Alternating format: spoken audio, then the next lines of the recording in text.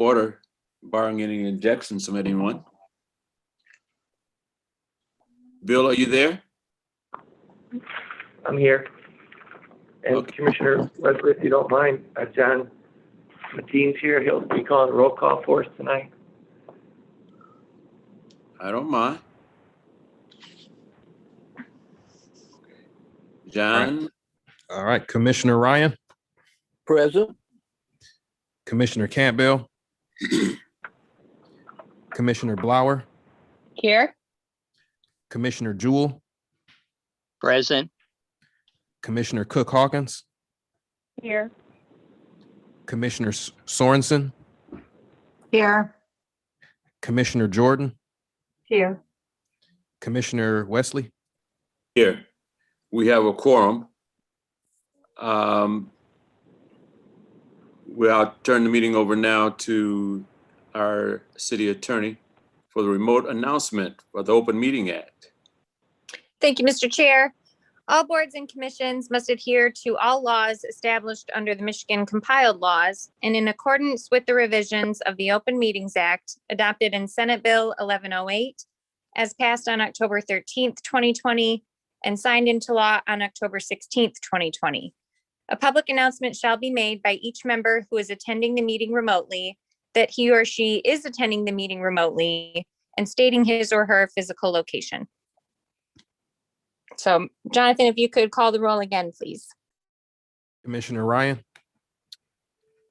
Commissioner Ryan appearing remotely, City of Flint. Commissioner Campbell, Commissioner Blower, Commissioner Blower, I'm attending the meeting remotely from my residence in Flint, Michigan. Commissioner Jewell, This is Commissioner Jewell. I'm attending the meeting remotely from my residence in Flint, Michigan. Commissioner Cook Hawkins, This is Commissioner Cook Hawkins. I'm attending remotely in Flint, Michigan. Commissioner Sorensen, Commissioner Sorensen appearing remotely from Flint, Michigan. Commissioner Jordan, Commissioner Jordan attending remotely from Flint, Michigan. Commissioner Wesley. Commissioner Wesley attending remotely from Flint, Michigan. Before we go further on the agenda, I would like to thank Commissioner Jordan for chairing the meeting last week in my absence. And also I'd like to welcome Commissioner Ryan formally back, and glad he's feeling much better. And we, Yes, absolutely. yes, Welcome back, Commissioner Ryan. Mhm, yeah, Thank you, everyone. mhm. yeah, Just glad to be heard. man, fantastic. Are there any additions or changes to the agenda? Mr. Chair, this is Commissioner Jewell. There were two items I'd like to change to the agenda. If you go down onto public hearing, under PC 21398 for Sozo Health regarding adult use retail facility, at the end of that listing, it states continuation of public hearing. That line should be eliminated. This is not a continuation of this particular public hearing. Item number 2 is if you go to new business, would like to add to new business, review of the Planning Commission bylaws.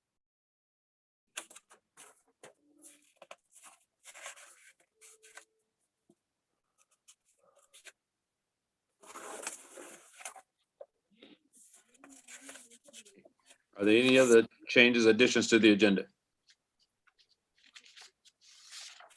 Hearing none, the chair will entertain a motion to adopt the agenda. Commissioner Ryan, motion to adopt. Any support? Support. Support. I think that was Commissioner Blower, I think. Okay. I think it was Commissioner Cook Hawkins. You call. Yes, Wow. it was not me. It was I think Cook it was Hawkins. both of us. Two, I heard two. Okay, very good. I was All on in- mute. All in favor signify by saying aye. Aye. Aye. Opposers have the same right. Appears unanimous. The minutes of March 23rd, 2021. That was a good reading. Chairman Wesley, I do have just one correction on the bottom of page 1, where it says additions or changes to the agenda. It was actually Commissioner Jewell who made the motion. I was chairing, so I didn't make the motion, but I thought that was kind of interesting. that should be Commissioner Jewell. Okay, It begins with a J. okay. Mr. Chair, this is Commissioner Jewell. I have a couple items. If we start with page 5. No, my apologies. I had a concern there. We're okay with page 5. I'd like to go to page 7. And if we go to the middle of the second paragraph, where it basically states, additionally, Ms. Wilcox noted that the planning, and just for grammatically, I think department probably needs to be capitalized. It says the planning department. Right, planning department. I think they refer to department as capitalized D. Then on page 8, 1, 2, 3, 4, the 5th paragraph down, second line, where it says additionally, Commissioner Jewell questioned what discussion. I think what is capitalized. Then on the same page, on page 8, if you go down to the next paragraph, the 4th line, where it says commission has the option to return. Commission has the option to return to, I think it's IN dash person, in person, IN dash person meetings, period, then with however beginning capitalized. Just a few grammatical items. Those are the items that I had, Mr. Chair. Very, very well. Are there any other additions, grammatical errors that has to be addressed? Any other changes or additions that need to be addressed? Hearing none, the chair will entertain a motion to adopt the agenda. Adopt the minutes. The minutes of March 23rd, 2021. Mr. Chair, I would move adoption of the minutes from March 23rd, 2021 as amended. Any support? Commissioner Ryan, support. All in favor of adoption of the agenda March 23rd? Roll. Yeah. John? Commissioner Ryan, Yes. Commissioner Campbell, Commissioner Blower, Yes. Commissioner Jewell, Yes, for adoption. Commissioner Cook Hawkins, Yes. Commissioner Sorensen, Yes. Commissioner Jordan, Yes. Commissioner Wesley. Sustaining. I wasn't present, but they read well. Thank you. All right. Minutes have been adopted. The public forum. The public is invited to take part on anything appearing on our agenda this evening. If there's anyone in the public wishing to address the commission, and if you're not part of one of the case site public hearings, then you can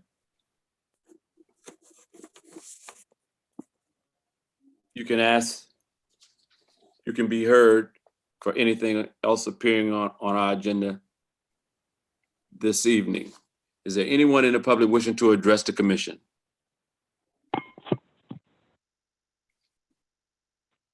Hi, we have a number ending in 228.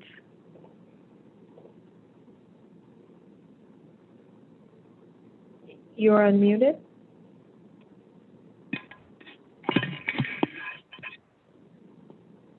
Number ending in 228. Leora Campbell. Oh. Hi, Commissioner Campbell. I've been on all the time. I was Well, trying to unmute you prior. You didn't hear your name call? I said here. Okay. Okay, well, we spoke silently then. Glad Okay. to have you aboard. Yeah, I don't know what happened, but I've been here the whole time. Okay. Mr. Chair, this is Kelly Thompson. Yeah, Kelly. Just for record purposes, Jonathan, if you could update that Commissioner Campbell was present, then I think rather than going back through every vote we've held since then, we can just note that she was present from the start of the meeting. Sounds good. I'll make sure to note that right now. Thank you. And Kelly, does she need to make the statement that she's appearing remotely from home? Thank you, Mr. Chair. Yes, thank you. So Commissioner Campbell, if you could just make your remote announcement, if you're appearing remotely and in your physical location. I'm sorry. Campbell appearing remotely in the city of Flint in my residence. Commissioner Campbell, Yes. you need me to help you remember who you are? I said, you didn't hear me? I got you. I'm messing with you. Okay. Oh. Let's go back. This is a public hearing. Casey, did you get any response from the person that you called? That was Commissioner Campbell's number, but now we have another number, which is ending in 897.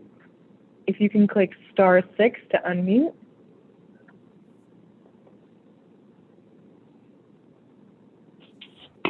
Number ending in 897.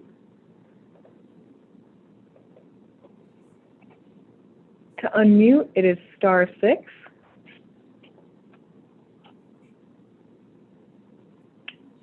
Okay, and the caller's not there anymore. All right, and that is all.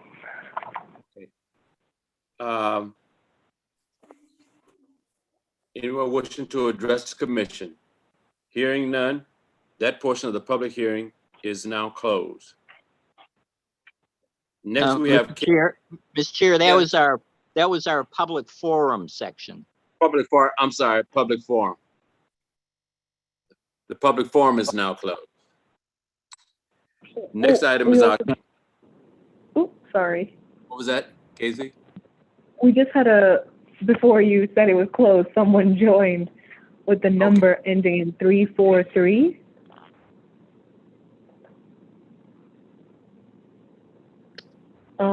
If you could unmute by clicking *6.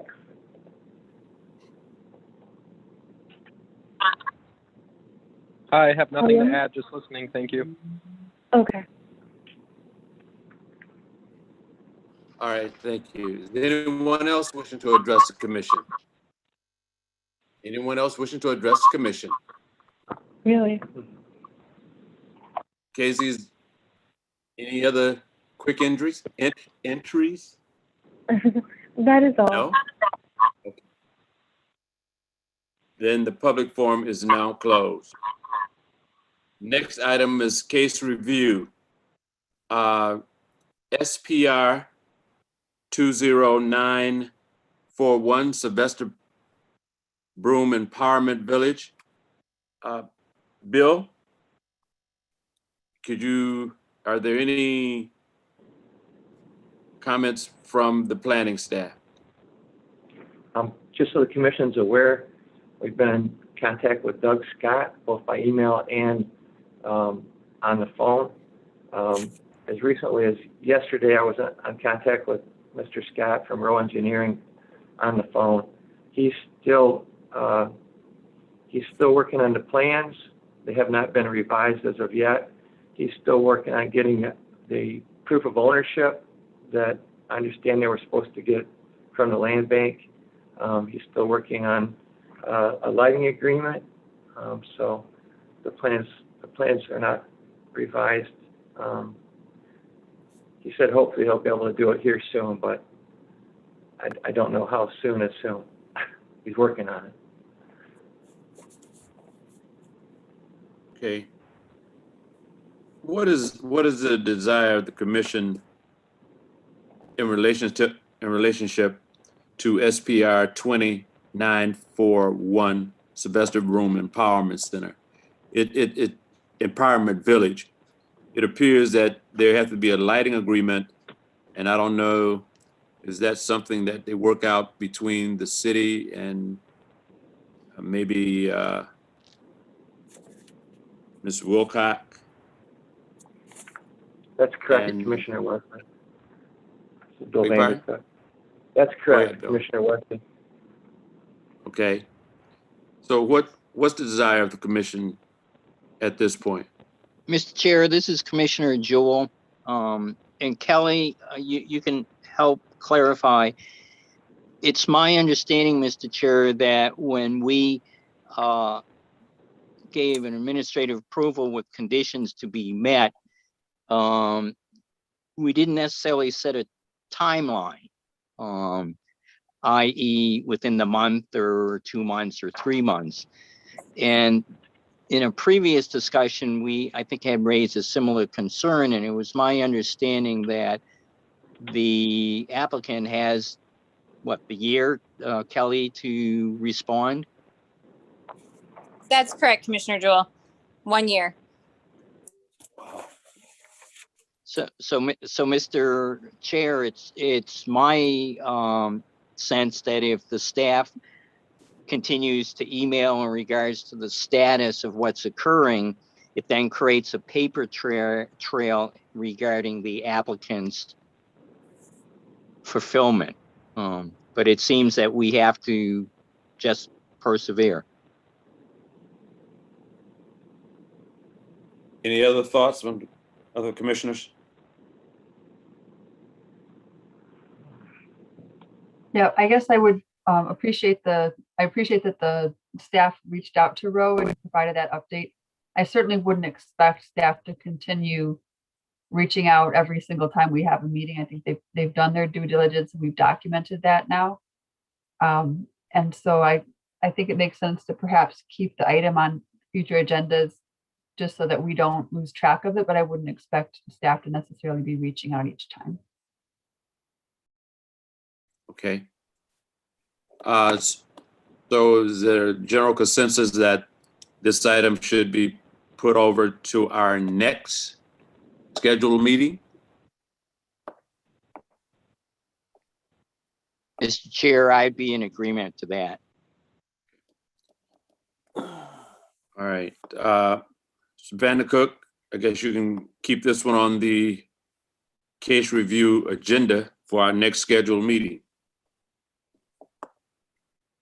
Okay. Next item is SPR 21945, Community First. Glenn Wilson is requesting a site plan review at 2765 Flushing Road. Mr. Vandercook, could you give us an update on that one? I've been in contact with Mr. Kurt Neiswander, the architect for Communities First, twice. I contacted him the second time yesterday. He was under the impression, and he sent me an email, that I was supposed to get him the minutes of the meeting with the conditions. Conditions being that plans we're not supposed to have not for construction, and the fire department was supposed to work with him to ensure that he had ingress and egress through the property. I sent him the minutes out, but as of this time, he's still working on revising his plans and actually meeting with the fire department to discuss their concerns. Bill, do we know if contact has been made with the fire department person to deal with, because I think one of the questions and concerns was the ingress and egress for fire trucks, so they wouldn't have to turn around. And I think in some conversations that we had, that when they initially came before us, they had a through shot. They had another exit, and so they wouldn't have to turn around. So didn't have to maneuver inside the complex in order to get out or turn their rigs and stuff around. So have contact been made with the fire department to try to get that resolved? I know the new site plan has to be done simply because they got to get that not for construction off of there.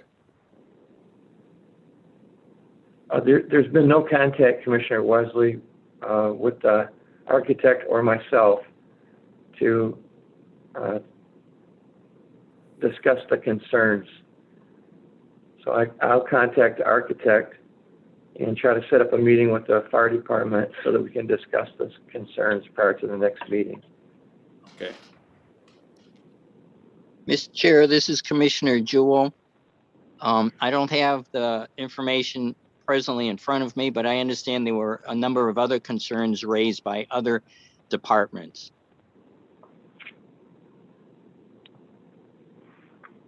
Do you think those concerns was addressed during our meeting? The one that I guess sticks out with me is with the fire trucks, with the fire department. Mr. Chair, this is Commissioner Jewell again. It's my understanding there were three arenas. One was the not for construction on the site plan themselves. Second, the issue of the fire truck. And third, there were a number of items that department heads had raised, which I'm sure that Bill can double check on. That's correct, Commissioner Wesley. Many of those items, and to Commissioner Jewell, that many of those items were addressed at the meeting, and we will ensure that if there's any additional items that were made as a condition, we'll address those items also. Okay. So is this item that we want to put off to our next scheduled meeting?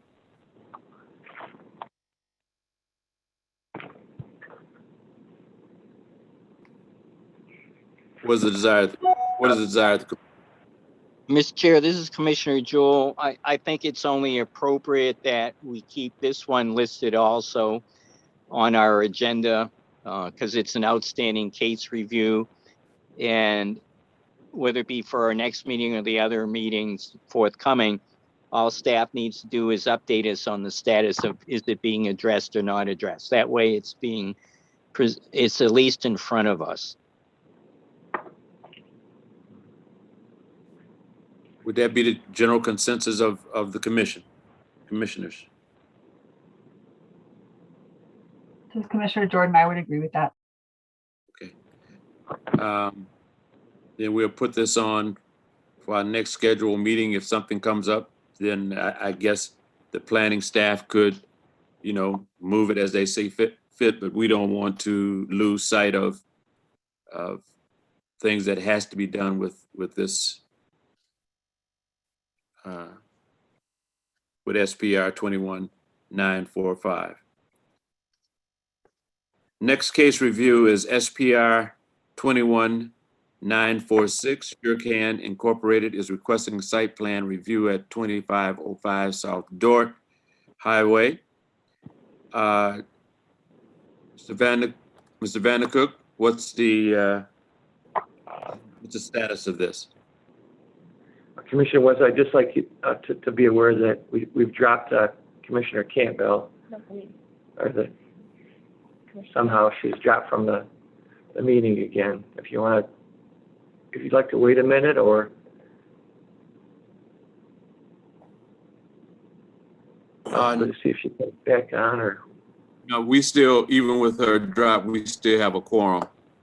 Okay. So, regarding SPR 21946 Secure Can, Attorney Brenda Williams presented with them. She's their counsel. She's going to contact them regarding the conditions. I've been in contact with her. So she was given the minutes, she was given the conditions, and she said that by the next meeting, she'll have a report for us. And I think one of the items here was a separation, joining the parcels or something? Yeah, we want to ensure that the property was,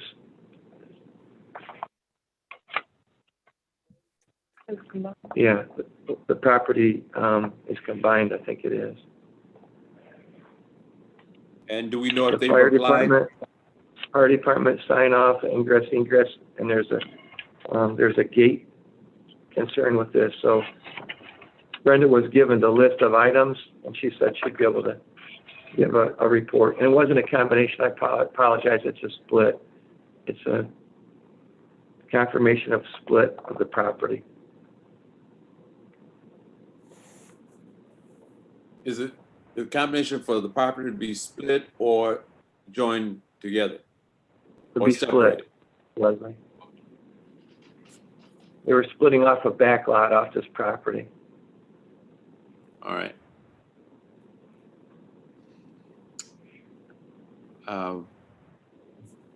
What is the desire of the commission here? Was that the one we'd like to set aside, continue to be on our agenda until our next scheduled meeting?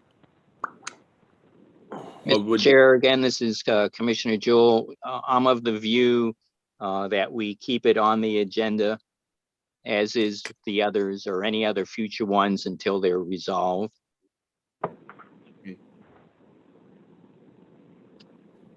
All right. This will be at our, continued on our agenda to our next regularly scheduled meeting. Mr. Chair, this is Kelly Thompson. Yeah, Kathy. Just real quick for clarification, and I appreciate that we're keeping track of these case reviews, but for staff purposes and future meetings, and I appreciate Commissioner Jordan saying that staff doesn't have to keep following up and getting substantive updates between each meeting, and we're just kind of waiting for the applicants to contact them. So is that, when we get to these items on the agenda, is it sufficient if we say we have no updates? That'll be fine. Okay. I just wanted to clarify that for staff purposes, so they're not, feverishly preparing updates for the commission before each meeting, because I can imagine this list growing longer. So Right. I just wanted to clarify that. Thank you. Mr. Chair, this is Commissioner Jewell again. And Kelly, maybe you could help us with a bit of insight. It appears that it may be appropriate for us in making an approval for administrative review with conditions that we set an appropriate time frame. Would that be appropriate, Kelly? If that's the will of the commission, absolutely. Okay. That way we would have some parameters in regards to fulfillment of tasks and responsibilities. Sure. I don't think that that's in conflict with the ordinances or the bylaws at all. So I don't see that being a problem. I would just make it clear to the applicant when conditional approval is granted, when that deadline is. Okay, and I guess, Mr. Chair, it'd be my view to, as we have done before with other applicants, of asking them when they would be able to fulfill certain kind of items that we may be requesting. So I just share that as discussion points. Okay, very well. All right, that's all for case reviews. Next will be public hearing. First public hearing is PC 21-397, Sozo Health is requesting a Group E special regulated use permit for a medical marijuana facility at 1101 Robert T. Longway, PID 4107180005.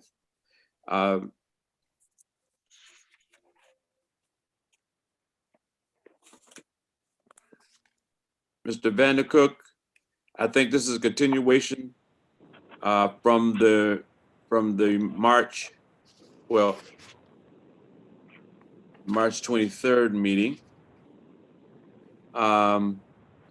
You have any updated information?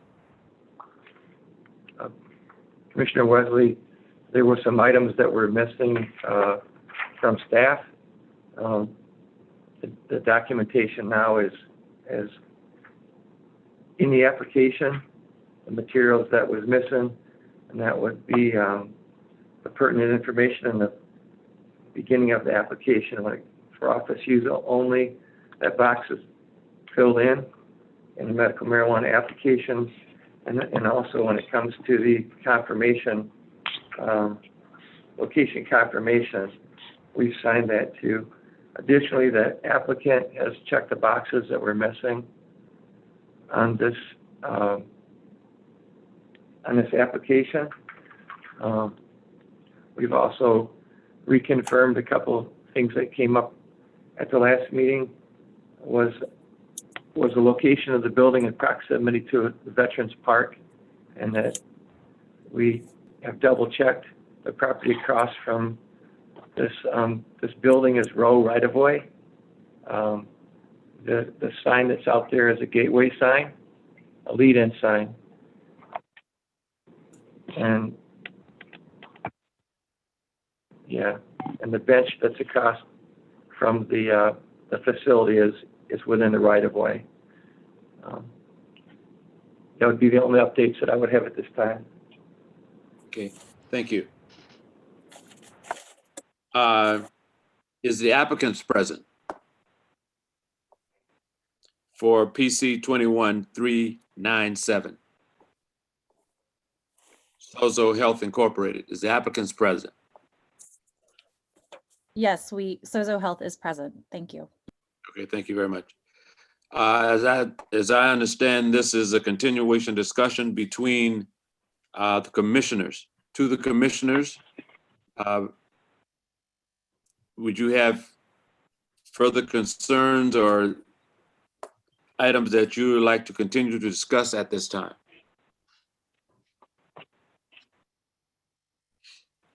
Mr. Chair, this is Commissioner Jewell.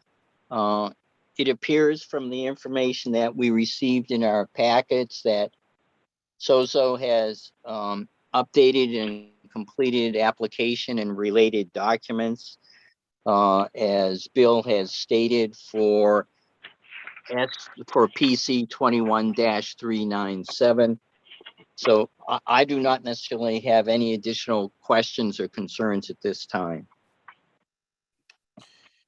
Any other commissioners might have any concerns at this time? Hearing none, the chair will entertain a motion for PC 21397 Sozo, excuse me, Health Incorporated request for a Group E special regulated use permit for a medical marijuana facility at 1101 Robert T. Longway, PID 4107180005. What is the desire of the commission?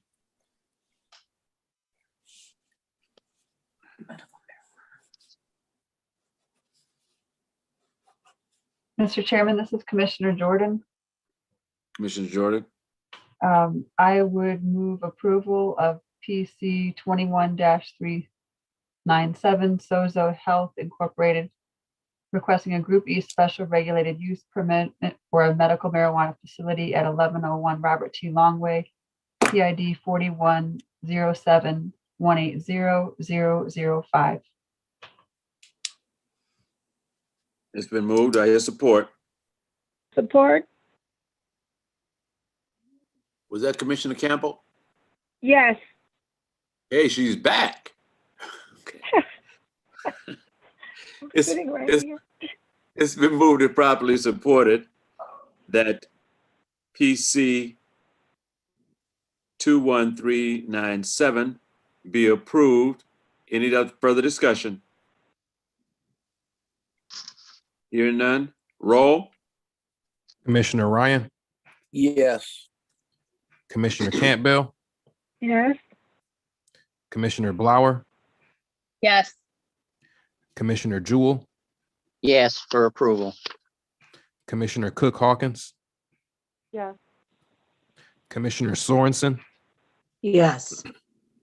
Commissioner Jordan, yes, Commissioner Wesley. Yes. To the applicant PC 21397 Sozo Health Incorporated, request for a Group E special regulated use permit for a medical marijuana facility at 1101 Robert T. Longway has been approved. Next item is PC 21398 Zozo Health Incorporated, request for a Group E special regulated use permit for an adult use recreational marijuana retail facility at 1101 Robert T. Longway, PID 4107 180005. Mr. Vandercook, what is staff review of this? Commissioner Wesley, I'd just like to note in the staff report for PC 21398, it does not include the background for an adult use, which it should include under background. This is for an adult use also. That should have been put into the report. Additionally, there is a completed application, signed application in the front of the executive summary for adult use. Other than that, there are no changes.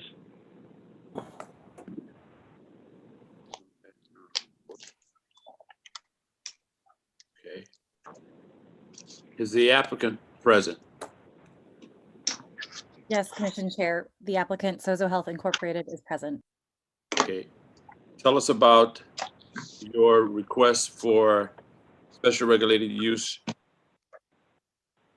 special regulated use for an adult use recreational marijuana retail facility. Thank you, Commission Chair. My name is Christy Kelly. I'm the Chief Strategy Officer at Sozo Health. I'm joined here today by our Chief Executive Officer, Aaron Rasty, and our Chief Legal Officer, John Cassadon, with regards to parcel ID 41-07-180-005 at 1101 Robert T. Longway. And the application for the adult use marijuana sales facility is a parallel application and materially similar to the medical application, which was initially reviewed earlier by this commission last month and the previous agenda item. It's our intention to do a full renovation of the site and to operate the two licenses as a co-located facility whereby both medical and adult use sales would be operational at the site. And we have had extensive conversations on, please forgive the animals in the background. We've had extensive conversations with the city planning department and have, to the best of our ability, addressed any particular concerns. And in fact, Commissioner Jordan, you had identified in the last meeting a question about restrooms and public access. And we've actually provided as an addendum to the existing application file an updated floor plan, which reflects the architect and engineer input with bathrooms that have been relocated outside of the sales floor. So please do feel free to take a look at that. This is considered the crown jewel or one of the crown jewels in our dispensary portfolio, in that this will be a stunning renovation with high atrium ceilings, state-of-the-art security that is consistent with casinos. And we have also spoken with the Flint Police Department, and Officer James Ray met with our security team and was very pleased with the proposals that we had in terms of integrating with Project Cat Eye. We are happy to take any questions or respond to any queries at this point. Thank you very much. Okay. Questions from the commissioners to the applicant?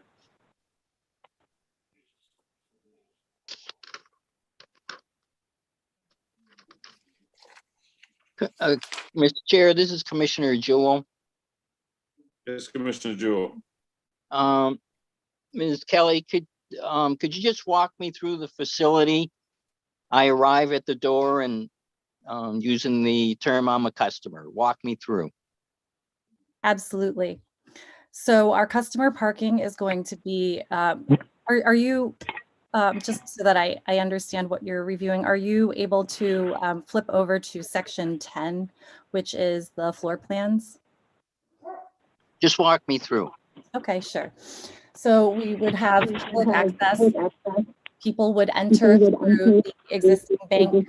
So the facility is was a former bank. And so there's a series of glass doors, which we plan on reinforcing, and will be greeted into a lobby where a reception agent would verify your credentials. If you're a medical patient, that requires that you provide your medical card as well as a current photo ID. If you're an adult use patient, that just requires that current 21 and above photo ID. You would be entered into the system. We would validate that your identification is valid through an electronic card scanner. And then you would be greeted at the door by a sales associate. That sales associate would be your sales associate for the duration of your experience in the retail environment. And depending again on whether you are a medical customer or an adult use customer, one side of the store is dedicated to medical products and the other side of the store is dedicated to adult use products. So you would be guided over there and consulted on what it is that you are looking for. The display cases would, we would counsel you on your purchase, and then we would take you through the sales transaction. If you have any questions at that time, our team would be happy to assist you. Consistent with state law, there's actually no product that's intended for sale that's allowed to be on the actual sales floor. All of our product that's intended for sale is behind the counter and in a secured, restricted access area. By virtue of the fact that the bank that the building in question is a former bank, there's a wonderful vault area that is directly behind the point of sale counter. And that's where most of our active inventory will be stored, with the exception of a small amount that is behind the actual POS counter for heavy volume. So you will be provided your products. We will redundantly verify your identification to make sure that that the person at the door is still the person that is making the transaction. And we would send you, we would package your products in an opaque bag. All of the products that you purchase would be properly labeled pursuant to the state labeling and packaging requirements. And you would receive a receipt for your transaction, and then the same sales associate would escort you back out the door that you came in. We have armed security guards at most of our more densely populated sites, and we are contemplating armed security at this site as well. And so the guards would have eyes on all traffic coming in and out of the facility, and you would then get back into your car. Or your bike if you had arrived via bike, and we would see you safely off the premises. Thank you. Any questions from the applicant to the applicant?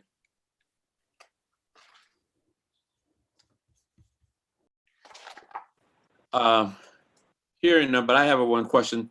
Ms. Thompson, Kelly Thompson, are you on the I'm here, Mr. Chair. I know there's the post office, which is a federal building right across from that. There's nothing in the law that you're aware of that would prohibit this type of facility going in this location. That's correct, Mr. Chair. The federal ban on marijuana doesn't allow them to reach across boundaries other than their own property lines. So this would not interfere with that. Okay. That's Wanted to make sure just for the record that was clear. Very good question. And Is to the any- applicant, I can certainly relate to the animals in the background. I've tried to silence them and they keep coming back in. So I was trying to get them outside for the duration of this meeting and they just came in right as we got to our agenda item. So I am embarrassed and thank you for understanding. All right. Any other questions from the commission to the applicant? Any other questions from the commission to the applicant? Hearing none, I open it up to the public. Is there anyone in the public wishing to speak in favor of PC 21398 Zozo Health, request for a Group E special regulated use permit for an adult use recreational marijuana retail facility at 1101 Robert T. Longway, PID 4107180005. Anyone in the public wishing to speak in favor?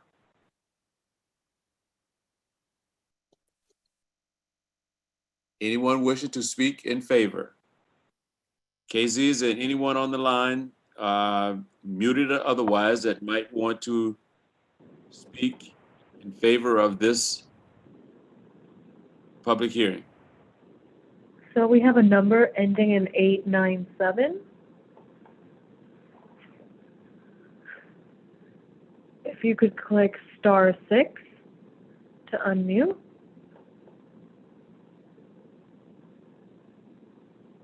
Number ending in 897.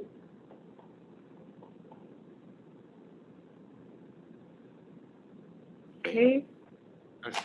Very well. That portion of the is closed. Is there anyone wishing to oppose? Anyone wishing to oppose PC 21398 Zozo Health, request for a special regulated Group E special regulated use for adult recreational marijuana facility at 1101 Robert T. Longway. Anyone wishing to oppose? Anyone wishing to oppose?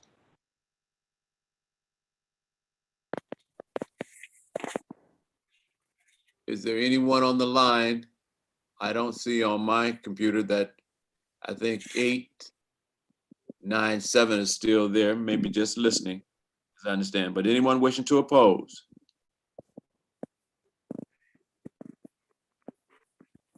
To the planning staff, Bill, as you receive any written communications?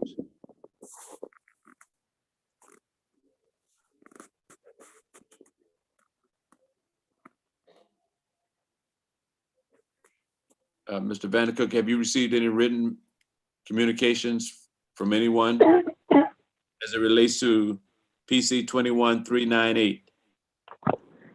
Commissioner Wesley, we have received no written communications regarding PC 21398 or emails or calls.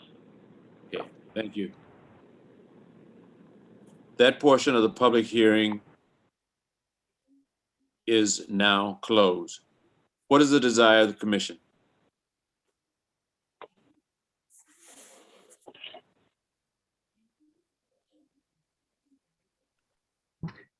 What is the Mr. desire? Chair, Yes. this is Commissioner Jordan. I would move approval of PC 21-398 Sozo Health Incorporated, requesting a Group E special regulated use permit for an adult use recreational marijuana retail facility at 1101 Robert T. Longway, PID 4107180005.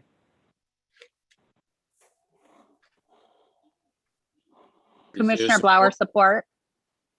Been moved and properly supported. Any further discussion? I wasn't here for the discussion on part for the previous Sozo Health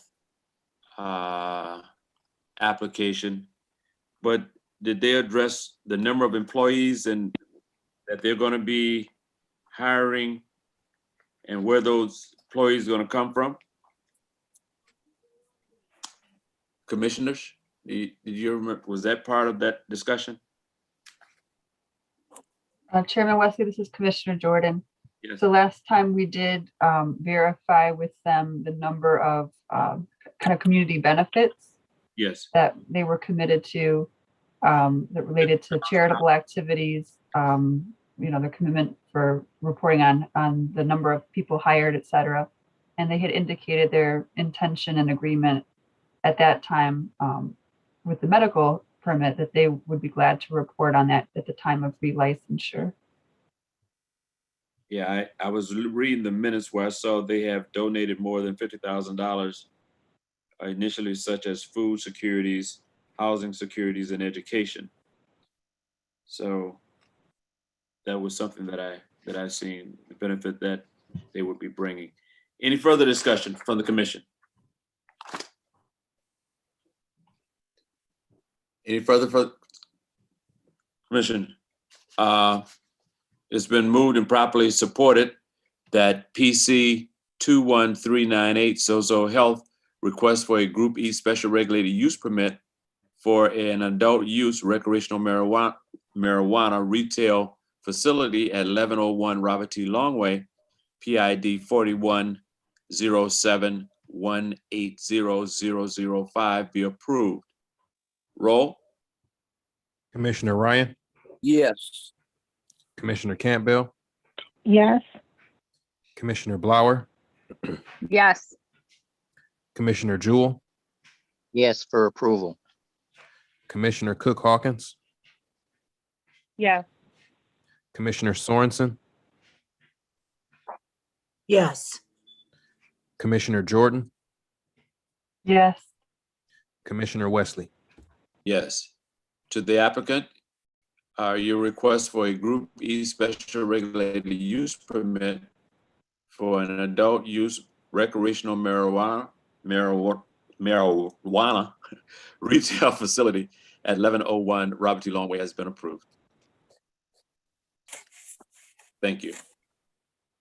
Thank you. All right.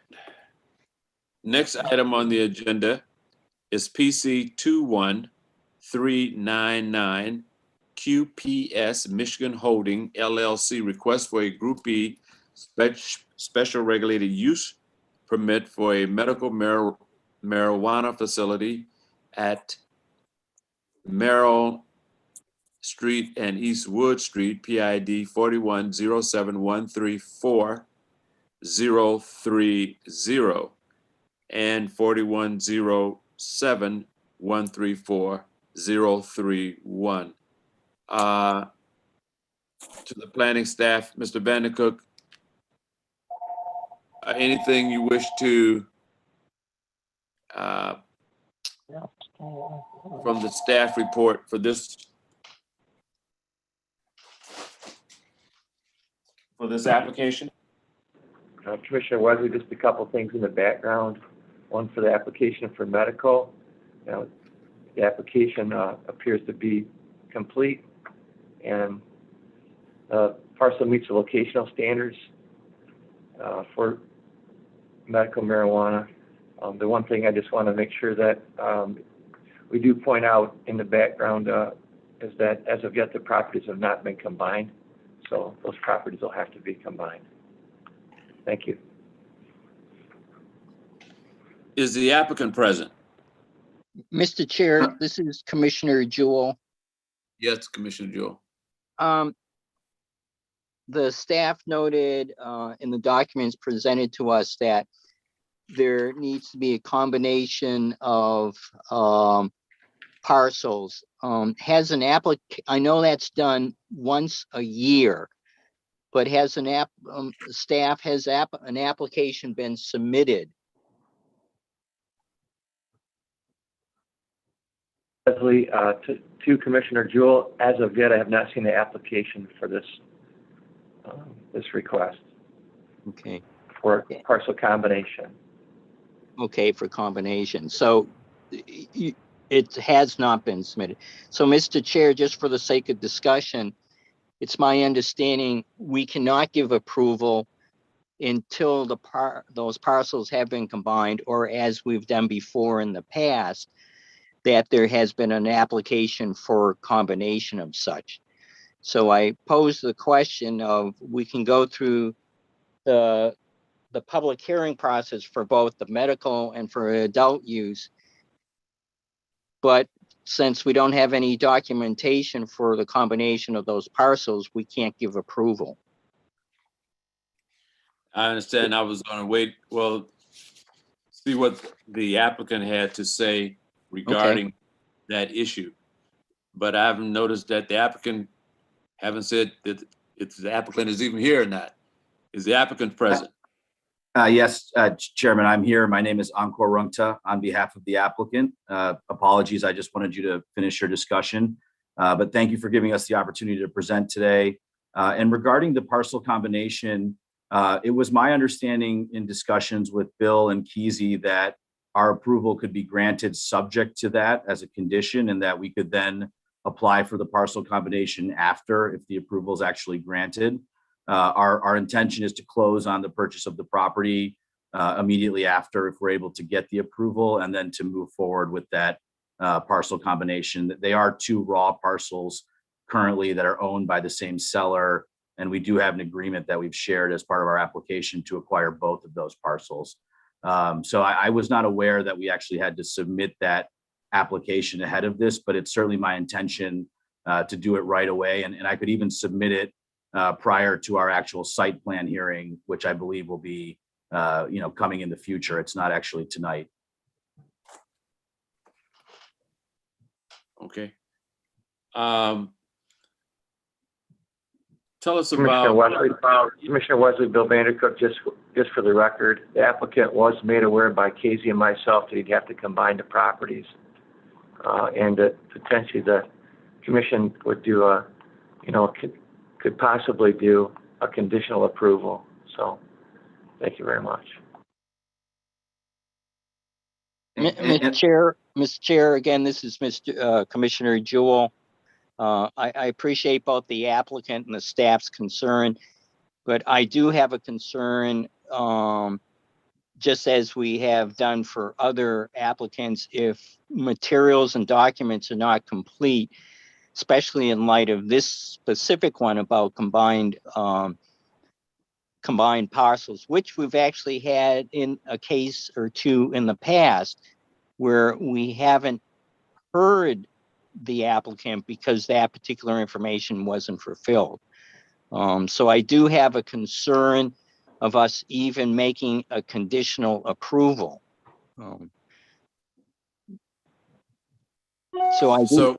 I do have a concern about us opening a public hearing where, when it comes down to it, we can't even give approval. Right. Maybe So- this, go ahead. This is Commissioner Jordan. I certainly don't dispute that we do need to make sure that we have the item regarding parcel combinations addressed. I would say, though, that perhaps it makes sense for us to hear the applicant and take public testimony, and then we can make whatever decision seems appropriate at that time. But since the public notice has gone out and the applicant is present, I would support beginning that process. That's my thought, that we can, since the public notice has gone out, we can hear the applicant's presentation, hear the public's presentation, and then make a decision as to how we move forward from there. And, which could be postponing any decisions, any motions for a later date. So until those documents have been received or applied for. Okay.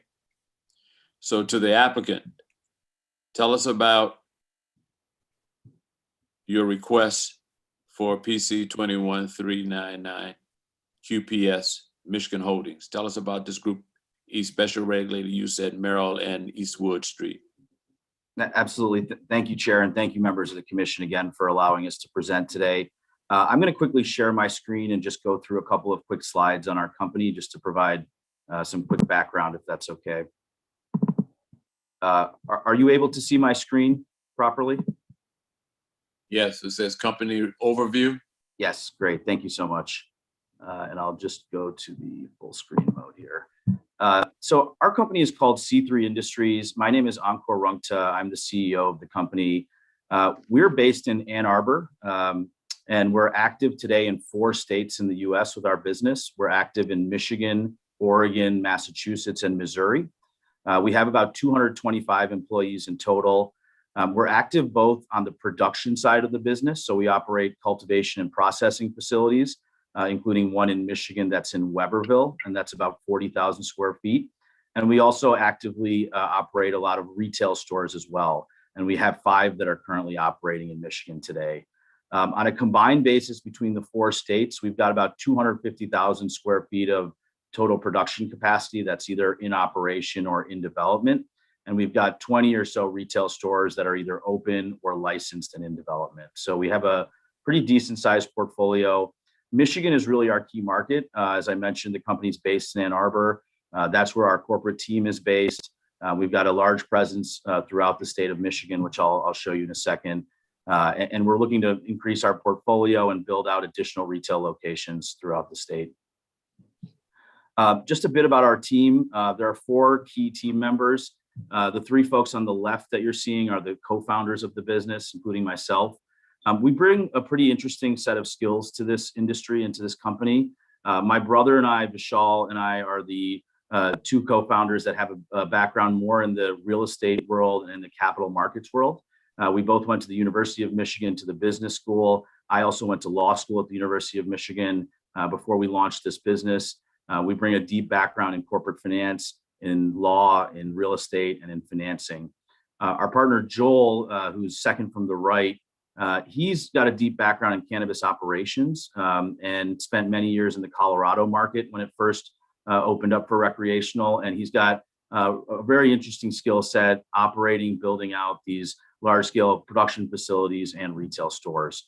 And then I'll just mention quickly our COO on the right, Sameep Shah.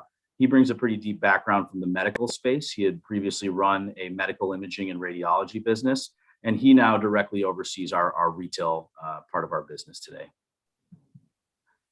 Just a quick, again, I won't cover all of this, but I just want to give you a sense.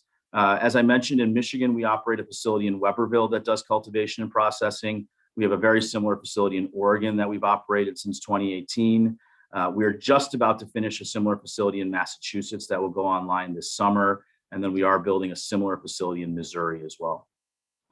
And on the retail side of things, as I mentioned, we do have retail locations in all 4 of these states. In particular, as I mentioned, in Michigan, we currently have 5 open locations.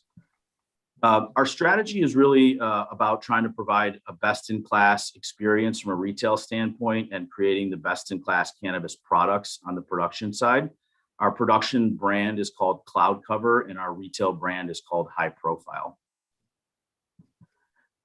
Just to quickly mention, we are pretty well positioned in the state of Michigan. This is a quick map that shows some of our locations.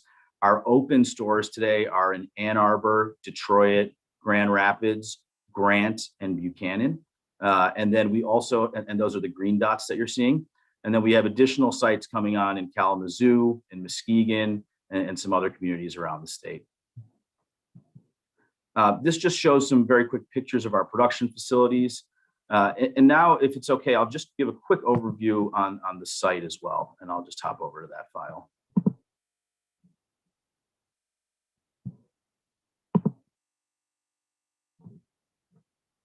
So as I mentioned, these are 2 raw parcels that are located on James P. Cole Boulevard in between Eastwood Street and Merrill Street. And this is a site plan that shows the existing site today. It's completely undeveloped. You can see that the larger parcel on James P. Cole that goes all the way from Wood Street to Merrill Street, and then the smaller parcel that's just to the west of it that juts out a little bit. And our intention here is to build a brand new building to develop the site. We're really excited. It's got a ton of great potential for us. What I'll show you now is the actual proposed site plan itself. I know we're not discussing the site plan today in detail, but this is what we're proposing to do there. We'd like to build a new building that's roughly 3,300 square feet.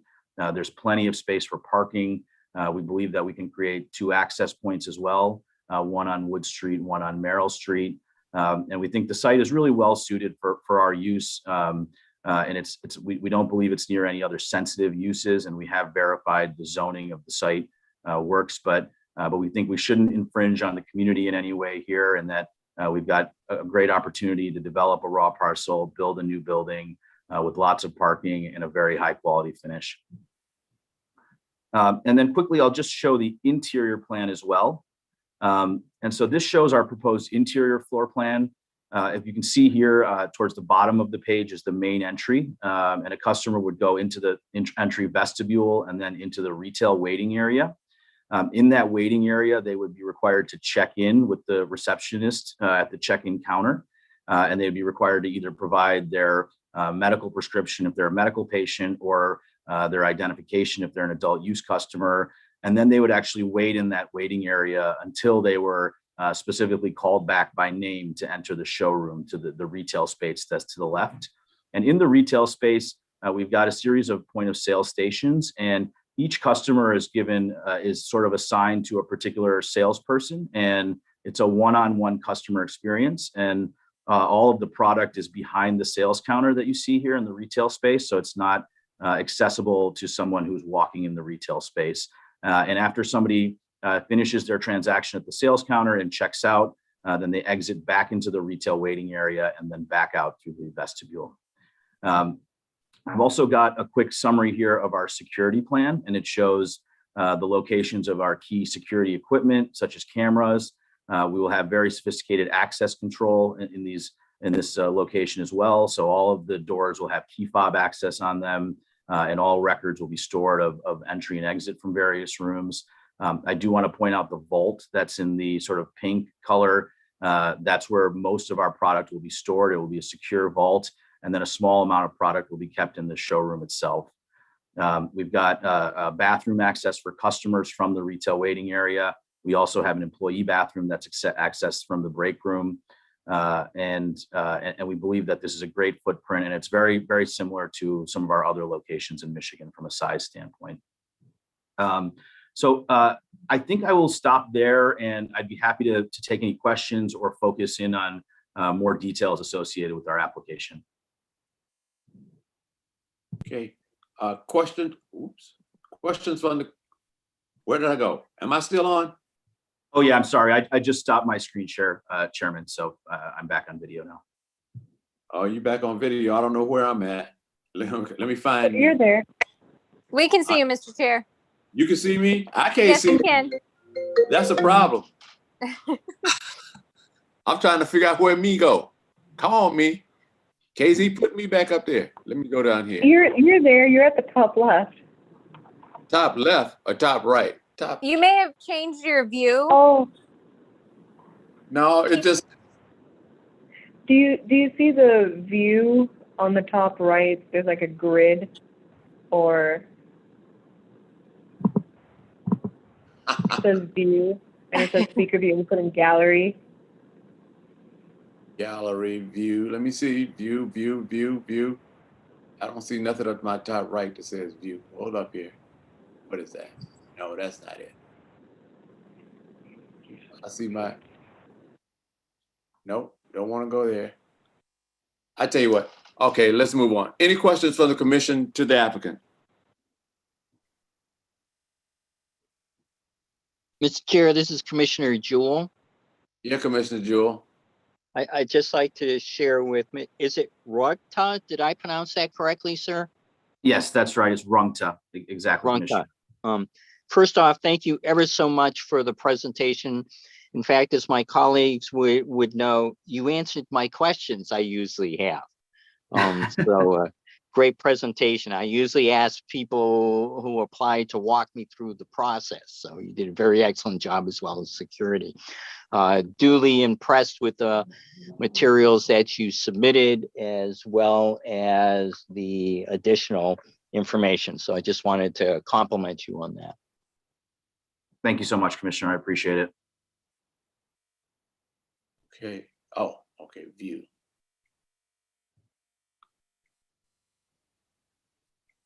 Any other questions to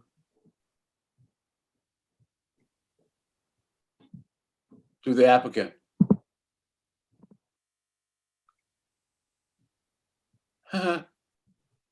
You know, if I lose you guys, it's gonna be me, because I'm clicking and don't know where I'm clicking at.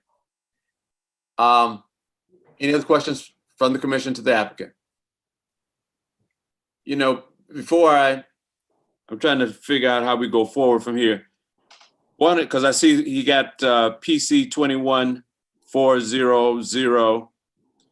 Also, we want to take his presentation there and then open them both up for the public hearing. So when we come to discussion, we can discuss both of them, or how do you want to go forward from there? Mr. Chair, this is Commissioner Jewell. Just as a sense of process, we have listed on an agenda that they are two separate public hearings. My recommendation is that we just proceed in that format as we have done before in the past with similar situations. So I just want to, just for no confusion,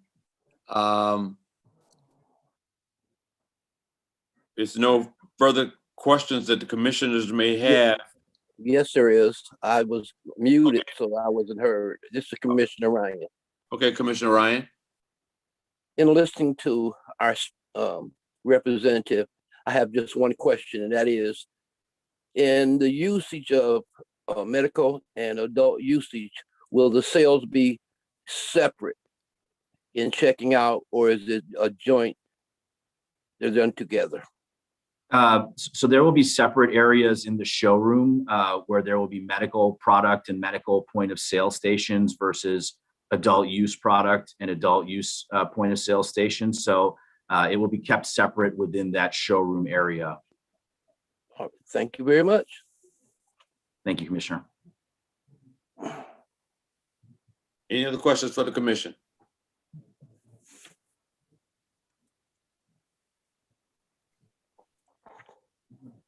Come down here for a second, would you please? Come back. Any other questions for the commission? Are there any other questions from the commission? Hearing none, I'll open it up for the public. Is there anyone in the public wishing to speak in favor of PC 21399 QPS Michigan Holding LLC, request for a Group B special regulated use? They can see me, but I can't see them. Where'd it go? No, not on the He did something. I know the camera's there. They can see me, but where did the stuff go? Oh, that's all I had to do, huh?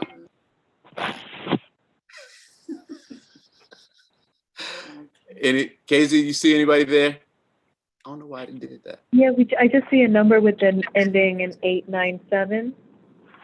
That number has been there for a minute, and I just wonder. Yeah. If they 897. Sorry. 897. You're unmuted. Is there anything you'd like to comment? Anyone wishing to speak in favor? Anyone wishing to speak in favor? That portion of the public hearing is closed. Anyone wishing to oppose PC 21399 QPS Michigan Holding LLC, a request for a Group E special regulated use permit for a medical marijuana facility at Merrill and East Wood Street. Anyone wishing to oppose?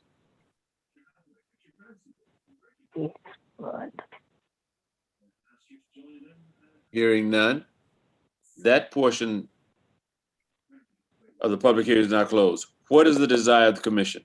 We want to deal with it that way. Mr. Chair, this is Commissioner Jewell.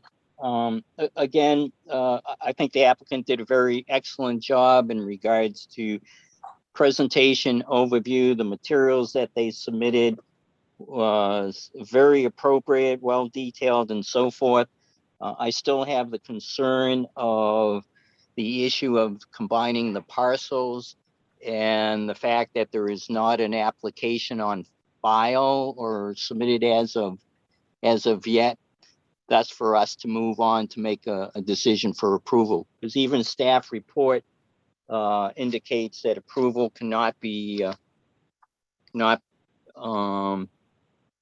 says SRU permit approval of the parcels must be combined.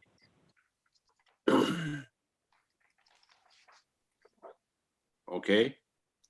You have a, Well, I guess my response would be for us to continue as we did with our last meeting's public hearing, where there was incomplete information in regards to us continuing this particular public hearing and probably continuing the next public hearing regarding adult use, pending the submission of an application for combined parcels. And I guess I would ask of the applicant as well as staff of how long that can be done. Is that something that can be done within 2 weeks? Staff, Yeah. Bill? Commissioner Wesley, I believe that Anker could come in one day and make application. So it's a very simple process. And I would recommend that the commission consider a conditional approval. I believe that we can have this done within 2 weeks. You know, his application to combine those parcels through the assessor's office. good. I don't know if we can do a conditional improvement. Right. Because, Mr. Chair, again, this is Commissioner Jewell, we need to be conscientious of the process that we're using. We need to be conscientious of the steps that we're taking.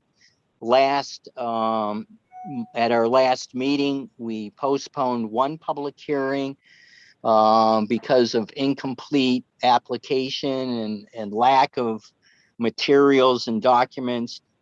And for us to then decide this week for this meeting to make a conditional approval doesn't sit well, both for me as a commissioner, and also it raises the question of materials need to be complete. As my fellow colleagues are well aware of, I always operate on the basis that if citizen or somebody else asks me, how come this decision was made? I always try to be consistent. So I would be, I'd like to hear from our other commissioners, but I would be of the direction of postponing to next meeting that decision. You know, I don't have a problem with that. Simply was stated earlier. This is going out to public notice, so I don't think we have to have a public hearing again. No, either for 399 or 400. After he gives us his overview of 400, we can postpone a decision till our next meeting, pending the submittal of those documents that we requested. Mr. Chair, that is correct. My apologies. I guess instead of using the word postponement, I would use the word continuation of the hearing. Yeah. I.e., right now we're in the discussion stage for this particular public hearing. I don't have a difficulty pending response from the other commissioners to continue this hearing at our next meeting. And similarly for the next public hearing for this evening for QPS to also continue it. And commissioners, I'm comfortable getting the form into Bill's office very quickly and to the assessor. I think I should be able to do it this week. Certainly I have no issue with waiting until the next meeting until that's complete. And my apologies that we did complete it already. So, Mr. Runkta, I just want to make sure we're all on the same page. We're all being diligent. We're all dotting our I's, crossing our T's. We want to be able to be supportive to you so that and to any other applicants. So if any questions are raised or concerns are raised, we can be supportive of the work that you're looking at doing. Absolutely. No, it makes complete sense. And we'll get on the application form right away after this meeting. So that shouldn't be a problem to get it submitted. Okay. So, Mr. Chair, not hearing from any of my colleagues, I will make a motion regarding PC 21-399 QPS Holdings requesting an SRU permit for medical marijuana facility at parcel 41-07-134-030 / 41-07-134-031 be continued at our next meeting, which I understand would be April the 27th, with the submission of an application for combined parcels. Okay, Support. it's been moved and properly supported. Was that Commissioner Campbell? Yes, yes it is. Okay, Commissioner Campbell. It's moved and properly supported. Any further discussion? Just, this is Commissioner Jordan. So just a question. So I know at the beginning, the applicant mentioned that they were on the slate coming up for a site plan review. Is this next meeting, does that happen to be also where the site plan is likely to be scheduled? I think that would be, we can do all of that at that time. Right. I'm just trying to think if to make sure that we're not having the applicant come back for more repeated meetings than they need to. Commissioner Wesley, if you don't mind, to Commissioner Jordan's question, as long as we have, the site plan reviewed, routed, reviewed, so we're looking at 2 weeks. Want to just, ensure that we can get through that complete process with the applicant. So. Okay. Commissioner Jordan, did that answer your question? Kind of. I guess I was. I'm kind of confused right now. Hold on. Yeah, I guess that I had heard the applicant state earlier that they were going to be coming shortly for site plan review. And so I guess first trying to just get clarification from staff, whether the site plan information has already been received and is in the process of being scheduled, or whether that's not yet in hand. I think it's down at a next item, a site plan review for this. Well, that's for the SOZO. Oh, that is. Yeah. Well, that is so. Sir, this is Casey, to Commissioner Jordan. We have received their site plans, but we're going to wait on, like the commissioners recommended, for the combination parcel. Then we could proceed to routing out the site plans, and that takes 15 days for all the departments to come back to us with comments and to send it back to the applicant, and then to get back a revised if needed, and then it comes to PC. So it does depend on if the fixes are made and met for the site plans application, then to bring it to the commissioners. As you said, like crossing our T's, dotting our I's, and making sure they come to you before they come to you. Mr. Chair, this is Commissioner Jewell again. If staff is receptive and if the applicant is receptive, in line of Commissioner Jordan's inquiry, I'm willing to modify my motion to have the date scheduled so that we can continue the public hearings and do the site plan review on the same meeting. I guess I'd get an inquiry from the applicant, if they'd be receptive to that, and to staff. Absolutely fine from my perspective. Thank you. Okay, and So- staff, Yeah, that works for us too. We ensure that we have all the, the correct documentation. The plans have been routed. We've got comments. The site plans are revised, so that we have a complete checklist of all the items completed, and then we can present that with the applications before the commissioner, if that's what the applicant would request. so Mr. Chair, and to Commissioner Campbell, who supported my motion, I'd like to maintain the motion. However, eliminate the date and insert that at a date to be determined by staff and applicant. So, Bill, I guess what I'm hearing Commissioner Jewell saying that you get together with the applicant to find out when they can have their site plan information done, and then set a date for it to come back before the commission. Is that what I'm hearing? That's correct, Commissioner. So the motion was modified simply with no date. And Or the date would be determined by staff in consultation with the applicant. that's correct, Mr. Jewell. That's where I was going with that. Okay, thank you. It's been modified to say that. Any further discussion on that one? Hearing none, roll. Commissioner Ryan, Yes. Commissioner Campbell, Yes, for proponents. Commissioner Blower, Yes.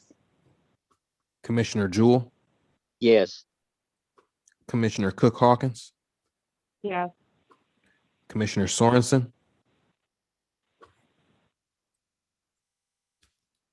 Commissioner Sorensen, Yes. Com- Yes. Commissioner Jordan, Yes. Commissioner Wesley. Yes. Okay, to the applicant, planning staff will get with you, set up a date for for this matter to be brought back before the commission. Now we have the next one is PC 21400, UPS Michigan Holdings request for a groupie special regulated use permit for an adult use recreational marijuana retail facility at the Merrill Street and Eastwood Street PID for 107-134-034 and for 107-134-031. The applicant is present. To the applicant, you just give us a similar overview, I think, of the adult use and the separation of the two facilities, and we'll move on from there. Sure. Thank you, Mr. Chairman. As mentioned previously, we're looking to build a new building on this site of about 3,200 square feet. The intention is to have it be a co-located both medical and adult use store. So we would serve both medical patients as well as adult use customers there. At the check-in, point of check-in in the waiting room, if you're a medical patient, you'd be asked to provide your medical prescription as well as your ID, and you'd be checked into the system that way. If you're an adult use customer, you'd be asked to provide just identification showing that you're over 21. And then, as mentioned previously, in the showroom itself, there will be separate areas for the medical products versus the adult use products and separate checkout stations for those. Other than that, the site will function almost identically. It will be the same layout and procedures as for the medical side of things. So I'd be more than happy to answer any questions. questions from the commission to the applicant? Mr. Chair, this is Commissioner Jewell. To Mr., help me again, is it Runta? Did I pronounce that correctly? Yes, it's Rungta, exactly. Runta. Okay, thank you. Again, from your previous presentation, appreciated the overview, appreciated the detail, as well as the materials and the information that have been submitted. Job well done. Thank you, sir. Appreciate it. Any other questions from the commission to the applicant? Hearing none, that is closed. Is there anyone in the public wishing to speak in favor of 21400 QPS Michigan Holdings request for a Group E special regulated use permit for adult use recreational marijuana? Anyone wishing to speak in favor? Anyone wishing to speak in favor? I'm looking at KZ. I don't see any new numbers up there. I see a number ending in 897. Is there anyone on the line? Besides the 897, there's no one else. Okay. Anyone wish to speak in favor? That portion of the public hearing is now closed. Anyone wishing to oppose? Anyone wishing to oppose? That portion of the public hearing is now closed.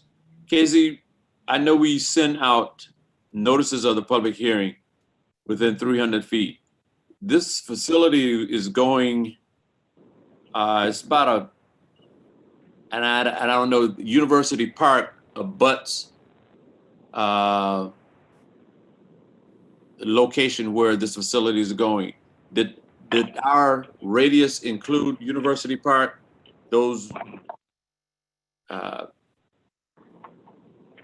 houses over there?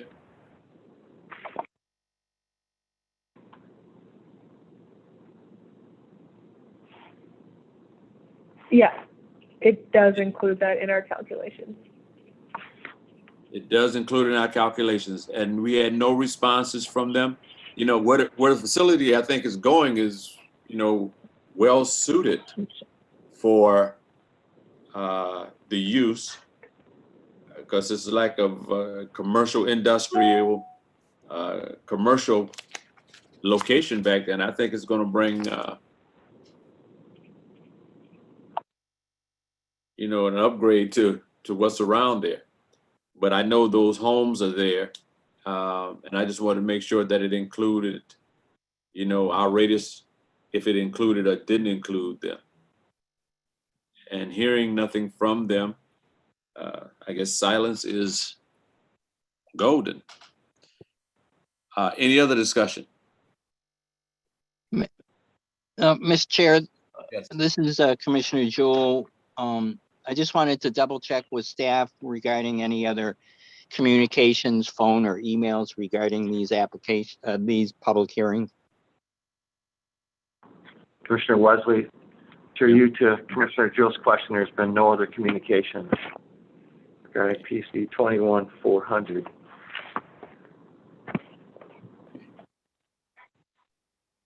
All right. Mr. Chair, Yes.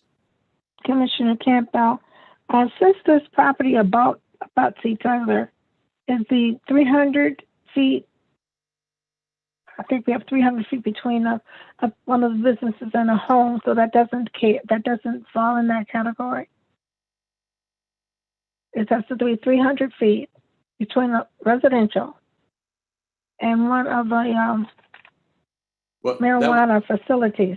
You said they abut each other, but is there 300 feet between that? No, we're talking about the notification. I'm talking about the notification of those folks. These parcels are right together. You know, it's a big parcel, but they are together. And they're gonna combine those, it'd be one, so.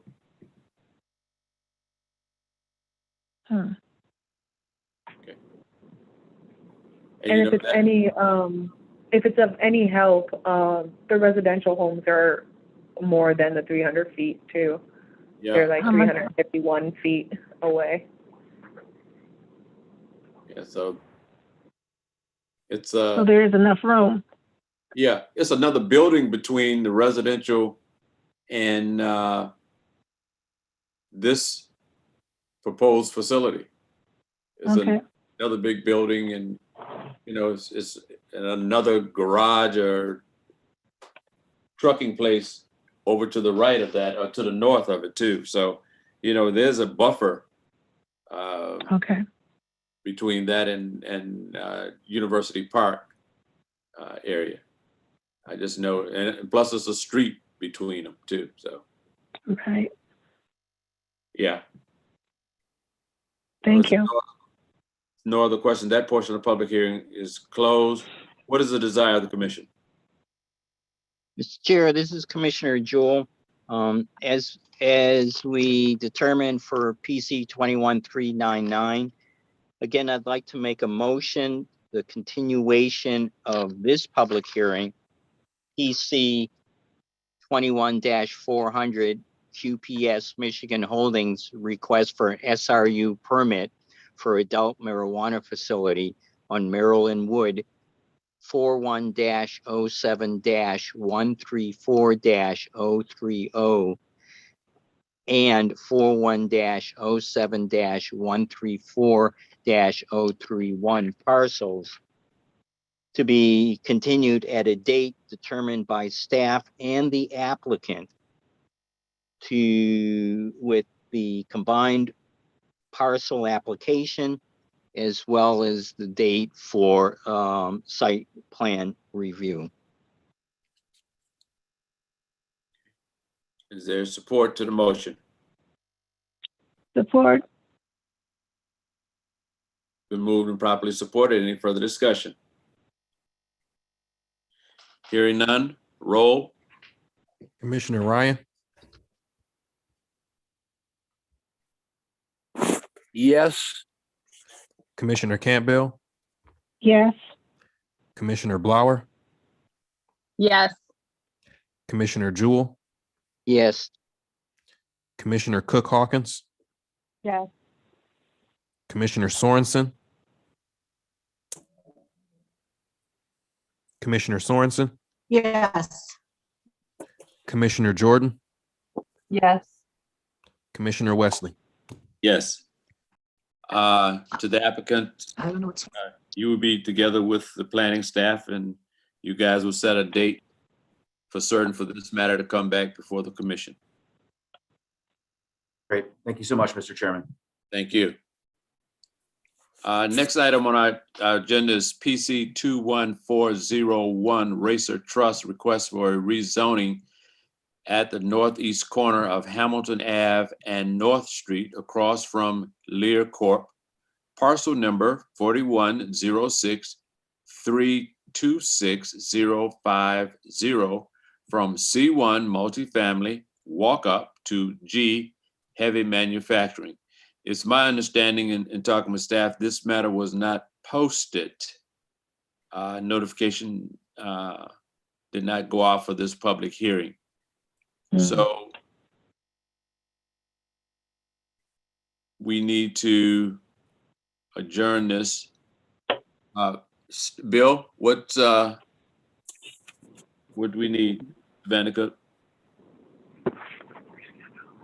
I believe we're just gonna reschedule this. We'll have to post a legal ad. Okay. And then this Wednesday, I believe it'll have to be put on the May 11th Planning Commission meeting now. May 11th? That's correct. We won't have time to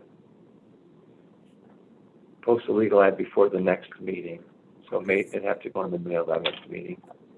I did talk with the applicant so that the commissioners are aware. He's aware that it'll be put on an upcoming meeting. He said that he really did not have a problem with that. So my apologies for the oversight. Okay.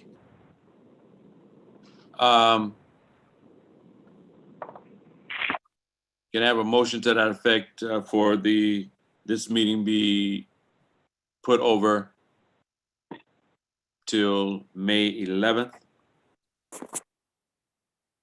Commissioner Wesley, I would move that we postpone PC 21-401 until May 11th.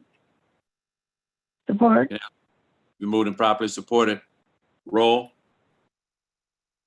Commissioner Ryan, Yes. Commissioner Campbell, Yes. Commissioner Blower, Yes. Commissioner Jewell, Yes. Commissioner Cook Hawkins, Yes. Commissioner Sorensen. Commissioner, Commissioner Jordan, What? Yes. Commissioner Wesley. Yes. Okay. PC 21401 Racer Trust request has been postponed till May 11th, 2021. Next item on our agenda, the site plan review for SPR 21947 Sozo Health Incorporated is requesting a site plan review at 1101 Robert T. Longway, Flint 48503, PID 4107180005. Is the applicant present? Yes, Commission Chair, the applicant Sozo Health Inc. is present. Okay, tell us about your site. Mr. Chair, this is Commissioner Jewell. Yeah, Commissioner Jewell. Could we have I'm sorry. I got to go through Bill first. Commissioner Wesley, if you don't mind, Corey Christensen's going to provide a staff report. Right, Christian. Please, thank you. All right, hello, this is Corey. So as you know, this is an application for a site plan review for Sozo Health Inc. Proposing adaptive reuse of an existing bank. And if you look through the report I compiled, you'll see that they did an exceptional job staying on top of all of our reviews. They addressed every issue that we brought to their attention, found a few key facts. They have addressed all the informational requirements that are necessary. The property is zoned D6. It is a special regulated use. They meet all the setback and district requirements. They meet all the conditions for the D6 district. And then in terms of supplemental regulations, they are in compliance with every relevant standard, including parking. They are required to have 19 spaces. They provide 27, including more than necessary handicap parking. Okay. I know the applicant is here. Is that everything, Mr. Christensen? Yes. Okay, thank you. Mr. Chair, this is Commissioner Jewell. Yes, Commissioner. Just a couple of clarifications from staff. I did note that regarding the checklist, but I had a question on the checklist. There was some questions about supplemental documents and SP1. Additionally, the building inspector had a question of what is this place going to be? And the fire marshal noted a statement on the plans need to indicate it was a marijuana facility. So that's my first set of questions. Corey, could you address those? Absolutely. So in regards to the fire department's issue, as well as something that we originally noted, they have amended the plans to it states that is for a marijuana facility. And then I'm sorry, what was your first question? The building inspector, what is this place going to be? Oh yeah, so same issue. So the plans have been updated to clarify. There's a statement now indicating that this will be a marijuana facility. Okay. My other question is regarding the documents itself. I received two pieces of paper or two documents. One is noted site plan, which is extremely in detail, and it's a one-page sheet. Then I received this other sheet, which all it says across the top is 1101 Robert T. Longway Boulevard, and it appears to be floor plans. My first question is there a standard?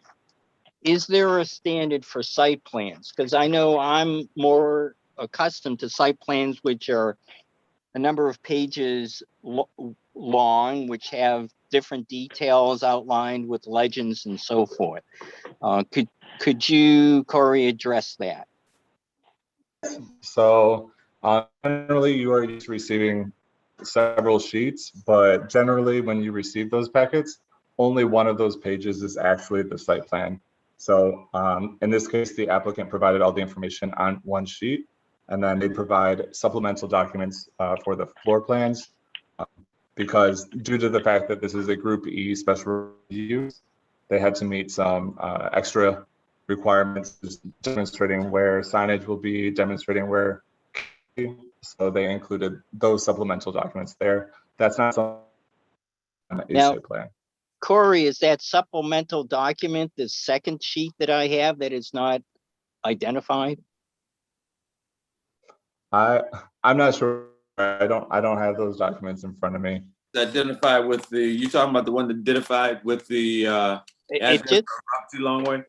yeah, it just says 1101 Robert T. Longway Boulevard across the top, and there's nothing else on here indicating who the entity is, what it's for, who the business is. It's a series of floor plans which coincide with SOZO, but the document itself doesn't necessarily state that.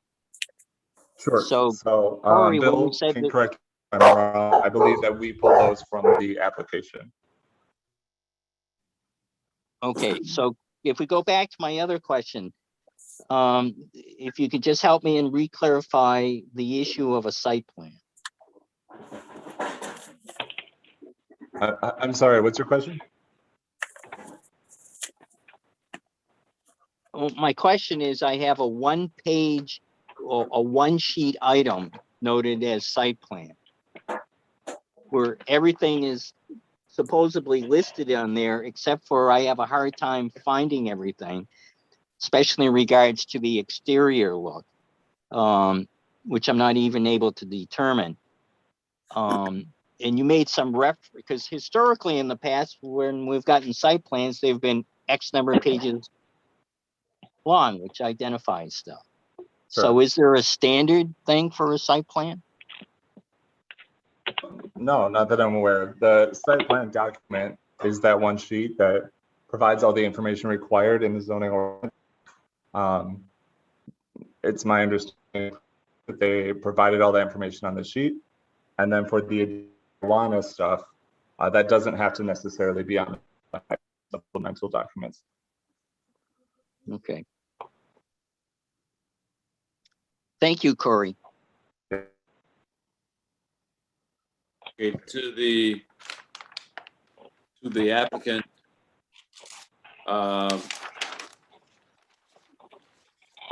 Joel, questions from you to the applicant?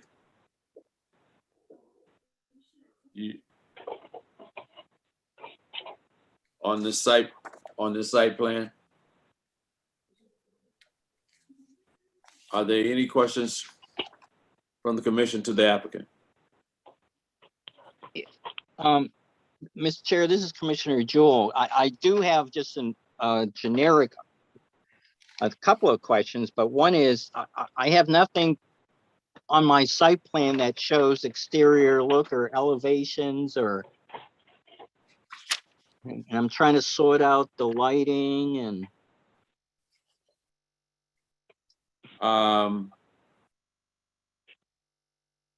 if you go to the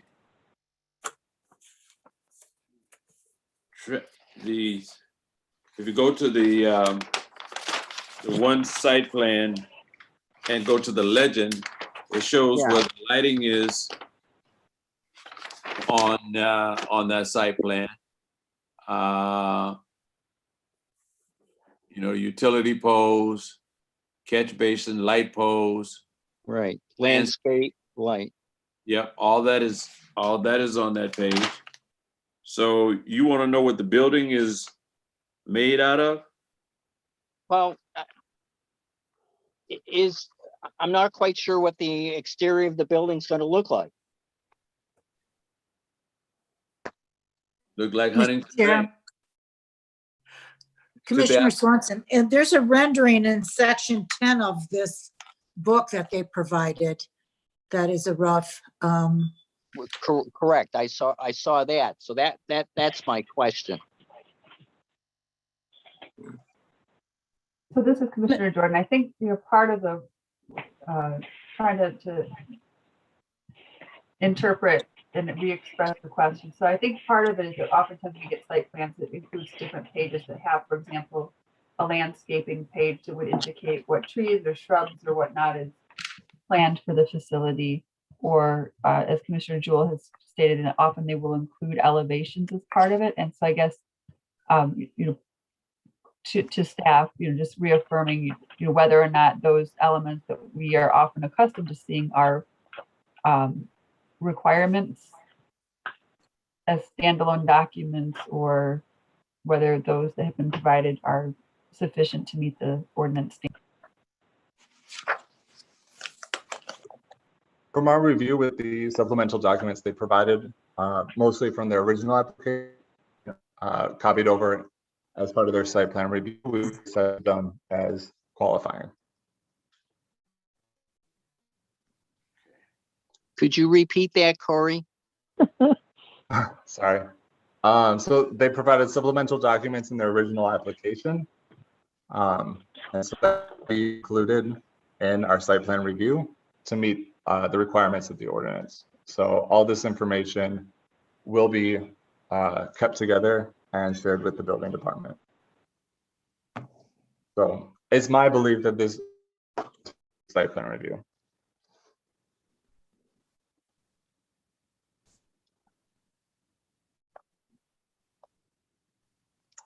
Mr. Chair, I'm doing a quick look in the binder. Okay.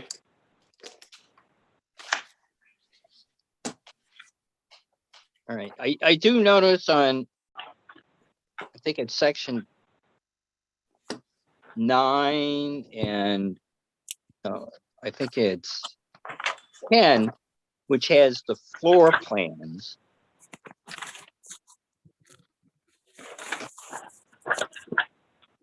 Corey, is that part of what you're making reference to? Yes. Okay. And I'm looking at, in section 10, right before tab 11, a couple of photos of the exterior and interior renderings. So Corey, is that also being included as part of the site plan? In order to meet that standard, yes. Okay. So I guess, Mr. Chair, my question to the applicant then would be, is that part of their site plan? Commission Chair, may I be recognized? Yes, go ahead. Thank you. Commissioner Jewell, thank you for the question. The site plan criteria, as identified both in the application and in the ordinance, are what we provided for this commission's review under this component.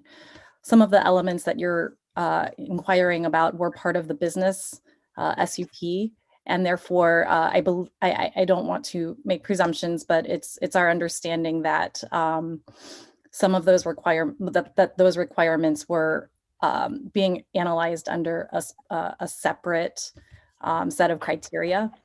The document herein that you are reviewing is exactly what was requested of the city in terms of what needed to be included in the site plan. Oh, I appreciate it. So you're saying that the item on tab 10 in your application binder is part of the site plan. That was a long one. Commissioner, what I was saying is that that was, But you can fake me out. Ms. Sorensen, might want to mute. I'm Thank you. Commissioner Jewell, it was actually requested as a part of the SUP, as a part of the business plan documents. Okay, but my question is, okay, it's a very simple one, all right? I'm looking at tab 10 and where there's floor plans, indoor, outdoor renderings. Is this the supplemental documents that Corey and the staff is making reference to as part of the site plan? Yes. Okay, that's all I'm looking for. My next question then is the issue of landscaping. Can you help me? Is there any additional landscaping going on?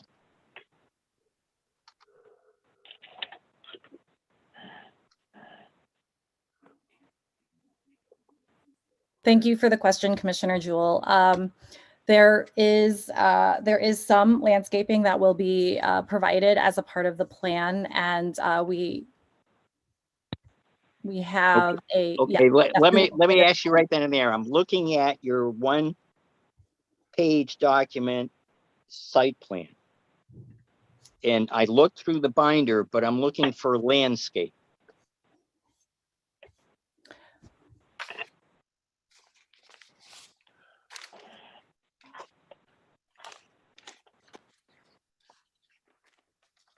Bear with me just one moment.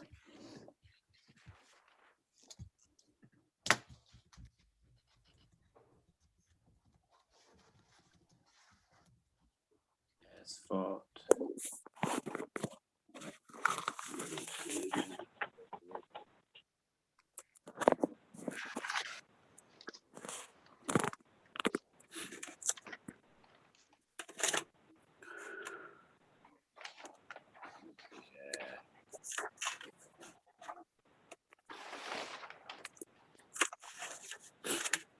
Okay, so Commissioner, I am not seeing a specific landscape layer. However, it would be our intention when we, presuming that we are able to move forward with this, that there would be a full landscape plan.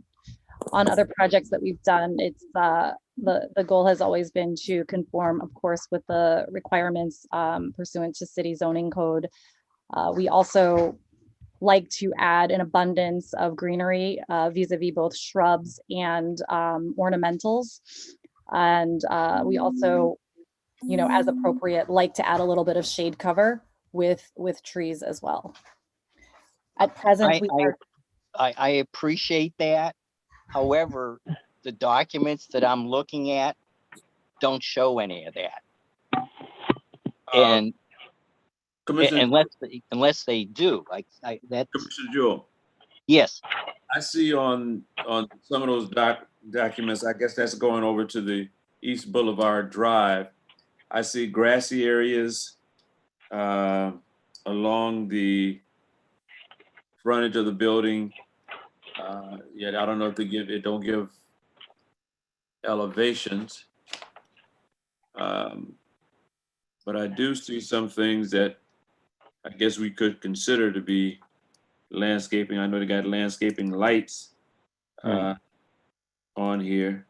And Mr. Chair, I appreciate that, but I'm not sure if where it says grassy area and it looks like trees and stuff, if those aren't already existing. And as the applicant just pointed out, it's their intent to do X, Y, and Z, and that's great. I have no difficulty with that. I'm just having a hard time finding what's existing and what's new. Staff, Corey, can you help us with this?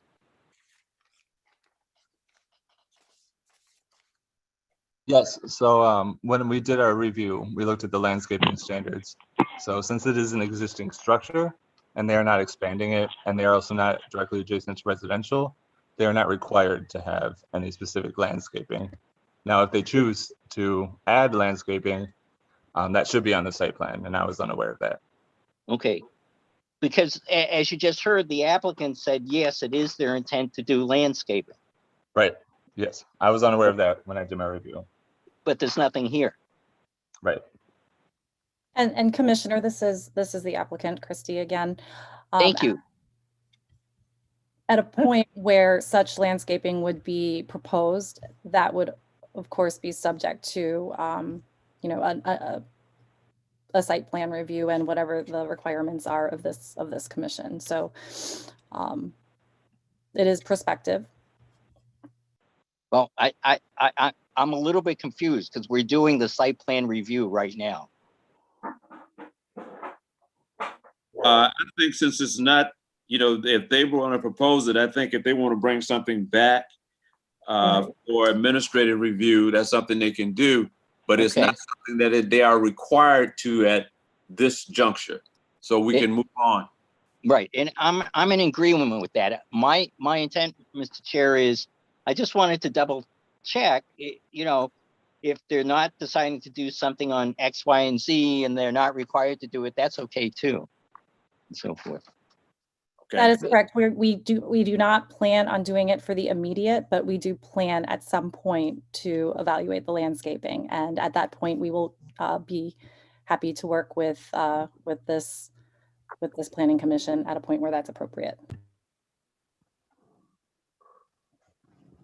Thank you. Any other questions from the commission? Any other questions from the commission? Hearing none. What is the desire of the commission regarding SPR 21947, Sozo Health Incorporated request for a site plan review at 1101 Robert T. Longway, Flint, PID 4107180005. Mr. Chair, this is Commissioner Jewell again. My questions that I was raising were directed to staff for clarification on the documents that were presented to us so that I was clear of what we had. And I didn't want to take away from the opportunity for the applicant to make their presentation, because I don't think they actually made a presentation. They were responding to inquiries that I had regarding the staff presentation on documents. I think she gave a brief synopsis of what they wanted to do. But if the applicant has something else you want to add about this site plan, you know, go right ahead.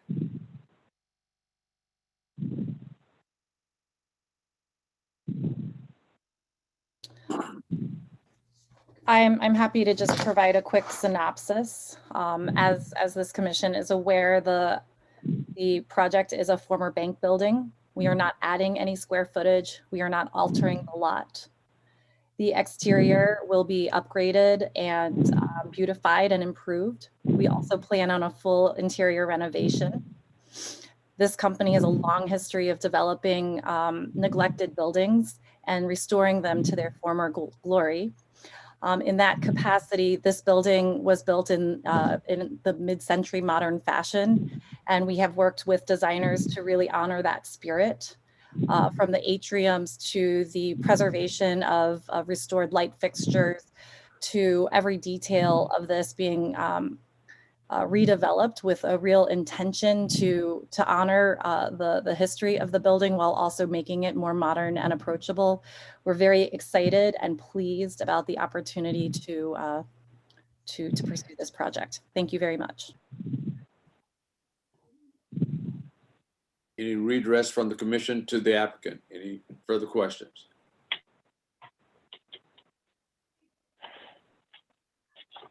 Hearing none. What is the desire of the commission?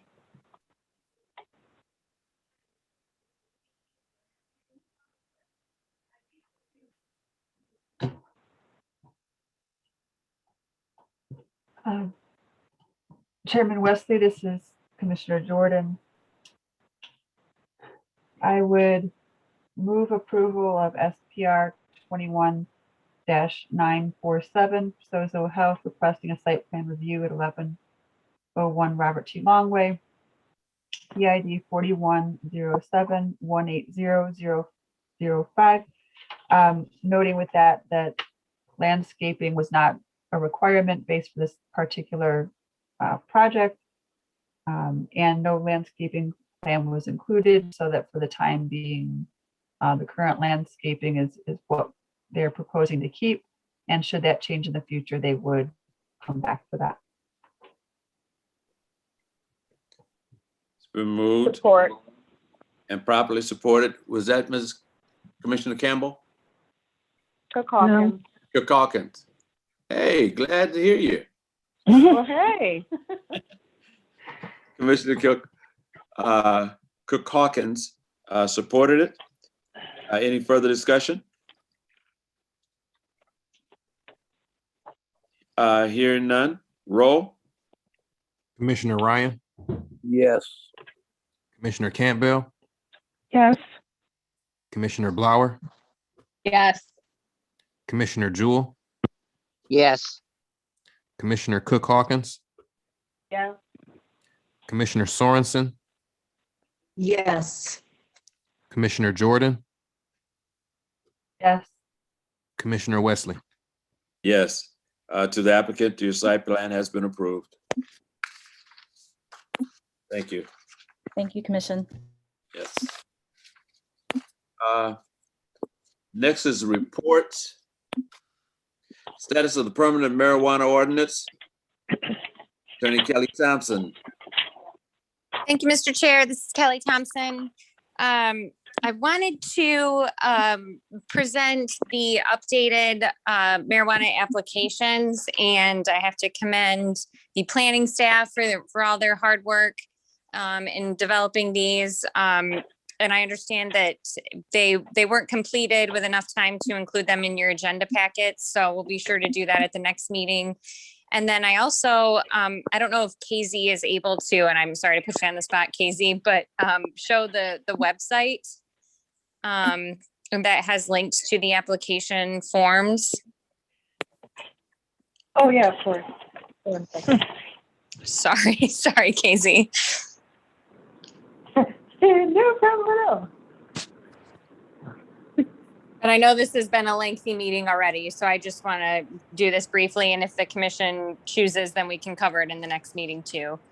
But in short, we're implementing the forms and, thank you, KZ. So this is the updated website.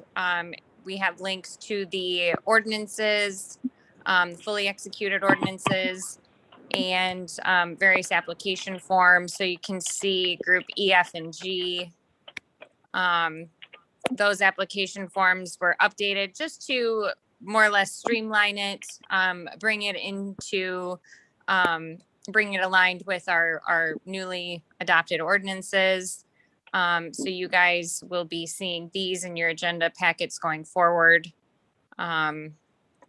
This includes the application form itself, as well as the submittal guidelines. Thank you, KZ. Yes, they're the checklist. So Kelly, if you don't mind, Yeah. just letting them know that the checklist has come out of the applications. It's now in the application submittal guideline checklist. Yes, I'll check. I will just adopt what Bill just said. So if there are any questions from the commission on this, I'm happy to answer those. Kelly, this is Commissioner Jewell. Thank you. And maybe to you and to Bill, I noticed on one of the checklist, it says Group E, because we got a couple of those in our packets. It might be helpful. Yeah, there it is, Group E. It might be helpful when that's sent out to us with a particular application, it be stapled, because I had no idea what that particular checklist went to what particular application. Okay. Or if there's some way to note that so that Commissioner I Jewell, heard the Bill echo. Vandercook, Commissioner Jewell, Bill Vandercook. The last page of the Group E application submittal guidelines was requested that we highlight the case number, the applicant. So the last page of the application submittal guidelines, it's on the document. Okay, well, just give me a second here. It's on the screen, if you see the screen too. Thank you. Yeah, the screen's real small.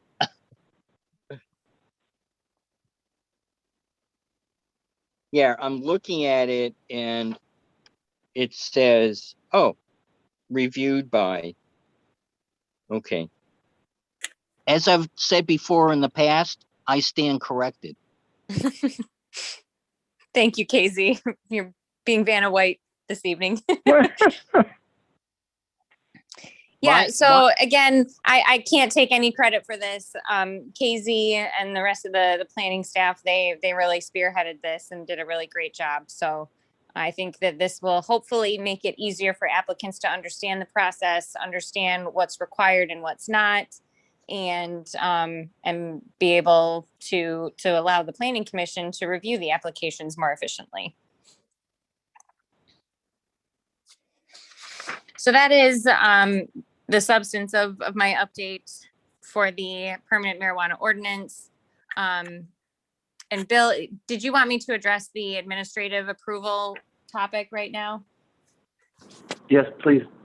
Okay, so part of the new permanent marijuana ordinance, and that's 5183, it allows for administrative approval of a co-located, so that would be if there's an existing medical and they're applying to add an adult use license in the same location or vice versa, then it allows for administrative review.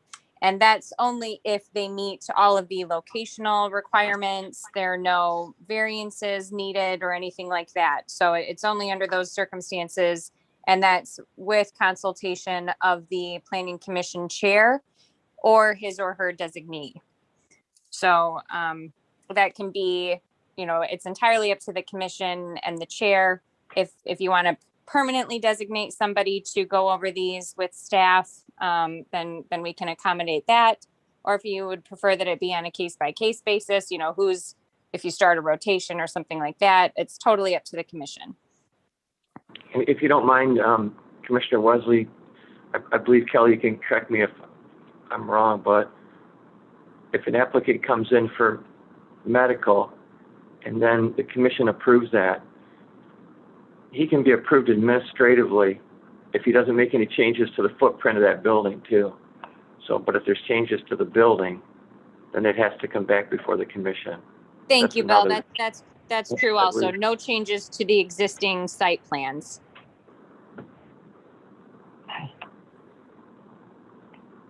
And that from what I hear, that means the chairman can say, oh, who's not busy today? Who ought to volunteer to go over this? No, I think I have no problem with that. That will, I think, save us all a lot of time. And in reviewing these, and so I have no problem with being available, and when I'm not available, I have some very, very cooperative commissioners who will be willing to help me out. Commissioner Wesley, if you don't mind, we also talked about creating an affidavit that the applicant has made no changes to that facility when he's making a request for adult. Right, to the site plans. Correct. Right. Okay. So I think, again, all of this, I think will make the process go a little bit more smoothly, more efficiently, take some weight off the commission's shoulders in terms of the administrative review and approval. So all of these are good improvements, in my opinion. Sounds good. Questions from the commissioners? Concerns? Job well done. Yeah. That book itself is a heavy lift, but go ahead. Somebody's gonna say something? I was gonna say it's an excellent, what you just said, the presentation. Yeah. Excellent presentation. Great. Next is status of the marijuana related revenue.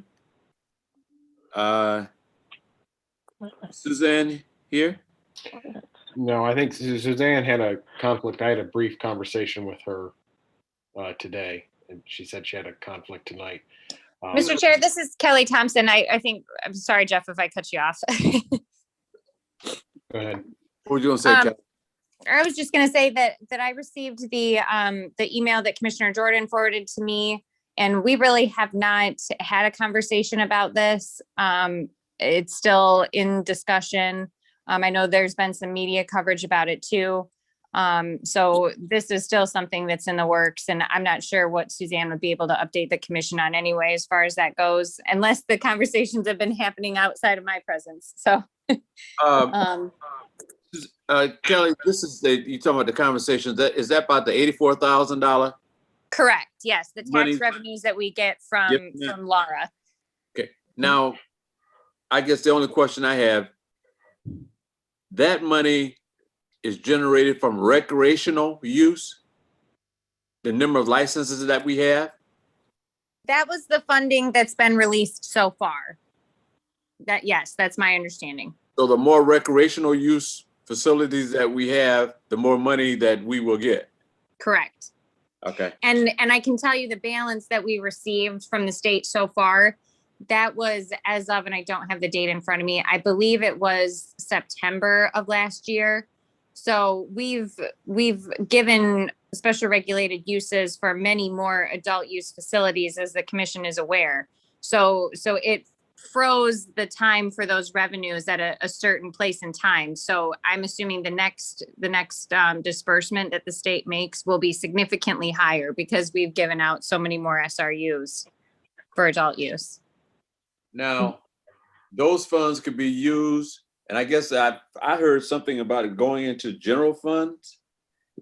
But I guess, could that be something that can go into our capital improvement discussions when we, really get When direct? I discussed it with Suzanne, she said that the use of that money had not been identified for anything yet, and that it was still up in the air, and that we should, if we heard that you guys were getting suggestions from people, and if you had suggestions, I was going to take note of them and take them back to her.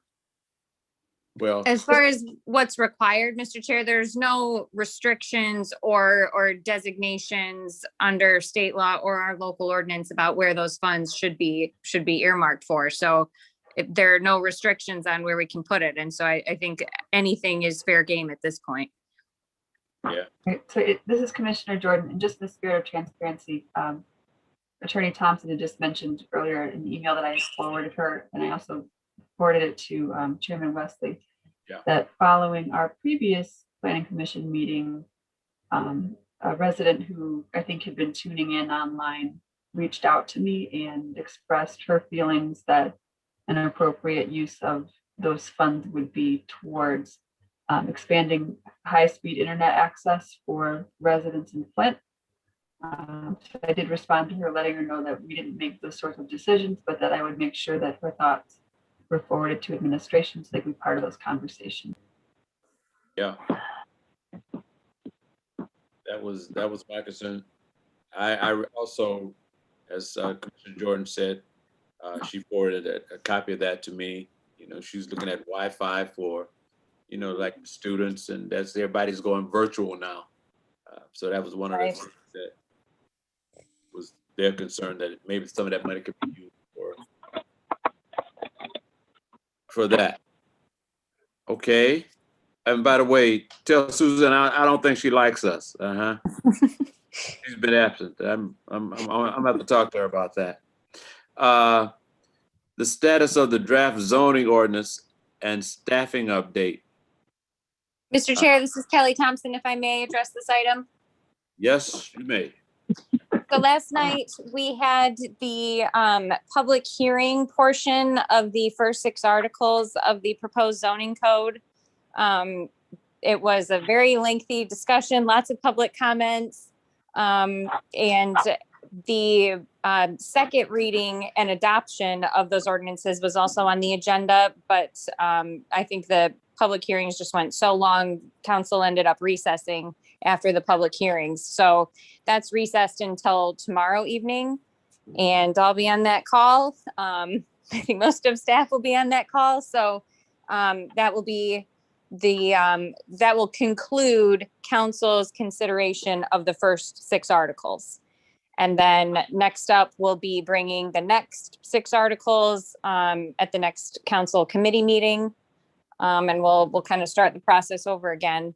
And I can say, you know, I don't want to predict what's going to happen with council, but there were a few questions that came up, and not just from the public, but also council members.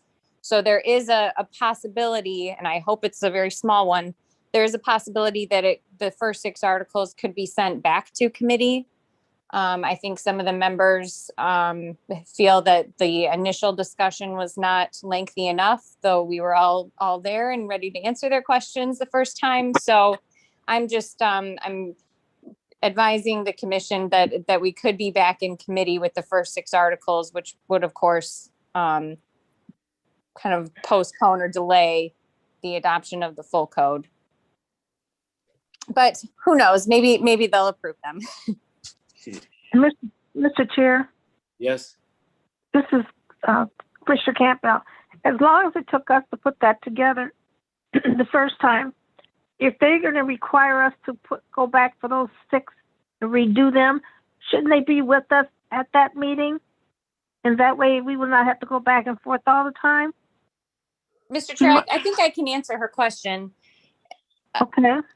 Commissioner Campbell, when I say back to committee, I don't mean the planning commission, I mean council committee. So, Right. so they were referring it back so that they can have more of a discussion and ask us questions about it. So they're not suggesting at this point, and I don't think that's even part of the conversation, that it be sent all the way back to the planning commission. So that's not a possibility at this point. Well, thank you. Although you never know. I don't want to rule anything out, but just back to legislative committee for council. Okay, thank you. Okay. Yeah, that's interesting. Okay, any other concerns that commissioners might have concerning the status of the draft zoning ordinance that might want to address to Attorney Thompson? This is Commissioner Jordan. I just, I know we've covered it in previous meetings, but just to reiterate, I think that if there were members of council that did have questions about the draft zoning code, I know that we've expressed as a group our willingness to respond to those questions. So I don't know if anybody has submitted any questions in advance. Doesn't sound like that they have, but certainly, if they had specific questions, I'm sure as a group we would be able to help provide responses to those. Ellie, what was just a snapshot, if you would, of some of the questions that from the public or the council last night? Sure. So one of the main parts of discussion for the public and some of the council members was the issue of grandfathering, and whether the some of the zoning that's changing for certain areas, are they automatically grandfathered? What happens if there's a structure fire and the structure is a complete loss? Then, what are the requirements or ability to rebuild and maintain the same zoning? So it wasn't appropriate for me to tell them this at the time, because the grandfathering provision is in a later article. It's in Article 11 that wasn't on the agenda last night. So I didn't want to get us too far off base. But I think hopefully once we get to that Article 11, then the public and council will have a better understanding of how this is working. So that grandfathering was one of the issues. I'm trying to think of some others. the public has a concern about the master plan and just the overall plan for the city. So that was another recurring theme in the discussion. Jeff, am I leaving anything out? I feel like there were a couple of other recurring items that. You know, it was the same 5 people commenting on every article, making the same comments. They're concerned that the north side is being abandoned and that it's only going to be used for open space and that people that live there now are going to be driven out. Yeah. And there seems to be a lot of concern or this idea that zoning somehow equals funding. Right. And I have a hard time following the point that's trying to be made there, but they seem to think that the zoning code is going to equate to dollars being invested. And this is Corey. I think another issue that kept coming up was a misunderstanding of the difference between green innovation and green neighborhood. And a lot of people felt that we were down zoning, kind of pushing people out, which isn't actually the case. And to Commissioner Jordan's point, I as far as I'm concerned, I'm speaking for what I've told the council, I've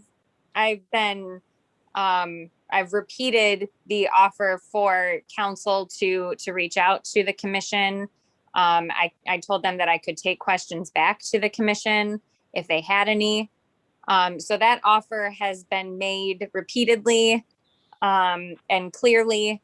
So we can only give so much information and offer it so many times, and it's up to them to take advantage of those offers. So I just want the commission to be confident that I have repeated that offer many times in our discussions with council. Thank you. We appreciate that. Is there anything else? Questions from the commission to Attorney Thompson and Corey and Jeff, all of them online there. Okay. Let's go to the resolutions. Adoption of the capital improvement plan. I think all the commissioners got the cover letter that was generated by Commissioner Jordan and her efforts to really keep us informed. And what a great job that she does in that effort. What is the desire of the commission moving forward? The importance of the capital improvement plan and why it's important, and how we have to try to establish a culture that will lend itself to the department heads, looking forward to getting involved in their wish list for Christmas, and just a map, if you would, for looking out for Flint and so on. So what is the desire of the commission here?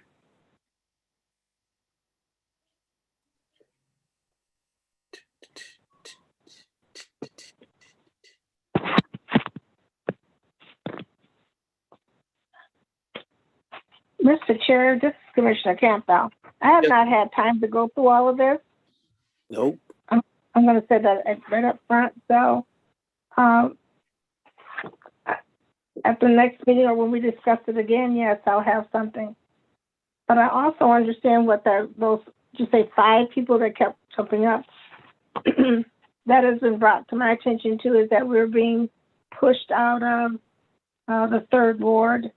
And so I told them, like I tell everybody else, as long as you own the property and pay your taxes, they can't push you out. Just that simple. But where is that? What do they mean by being pushed out? If you would, could you tell me what's the thought process there? That's what I'm missing. They're being pushed out.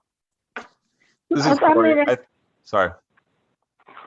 I think Go the ahead. general idea of that, or the general concern is that we are reducing how people can use their properties, and that if there is a destruction to a house or something, they won't be able to rebuild.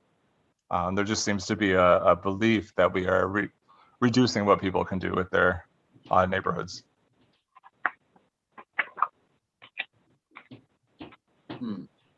Mr. Chair, let me make sure I have an understanding. Is there not an understanding that because there would be so much vacant land that the lots would be increased? Wasn't that discussed before? If I can, this is Commissioner Jordan. I think there's a lot of misunderstanding.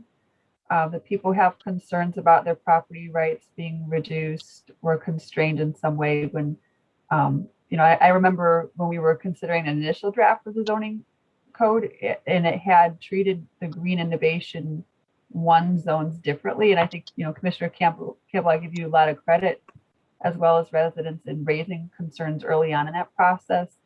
And the zoning code that was adopted was improved because of the concerns that were shared, and those provisions were changed entirely.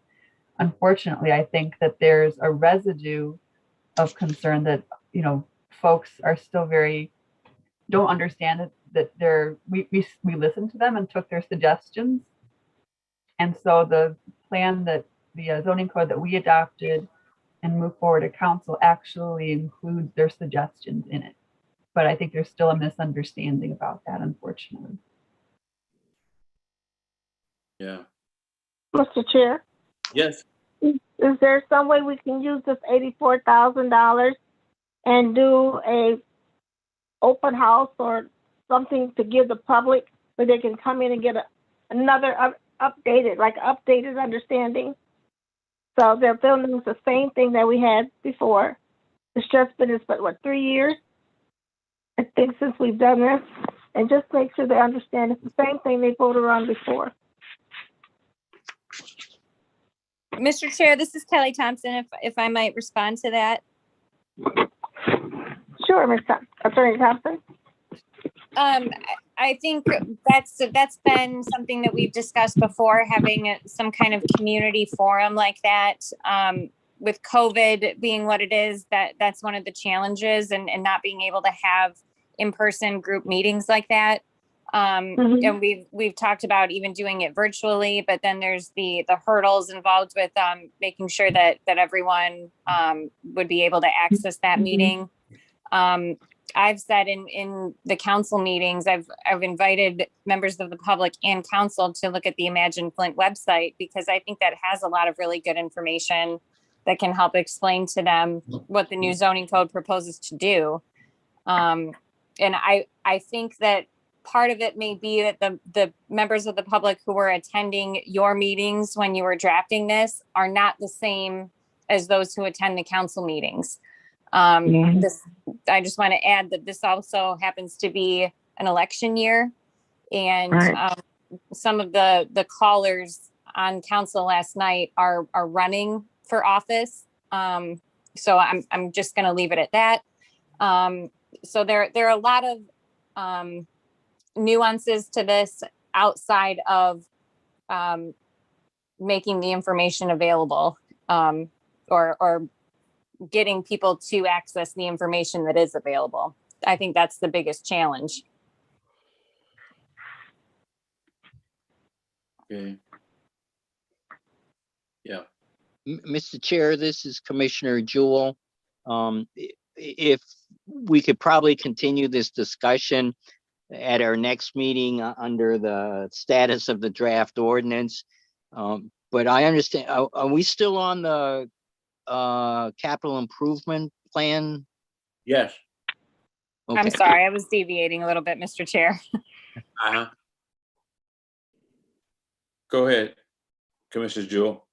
Well, no, I think the issues that Commissioner Campbell raised and that Attorney Thompson raised are probably items that we can probably reshare a number of our items that are our concerns and perceptions at our next meeting.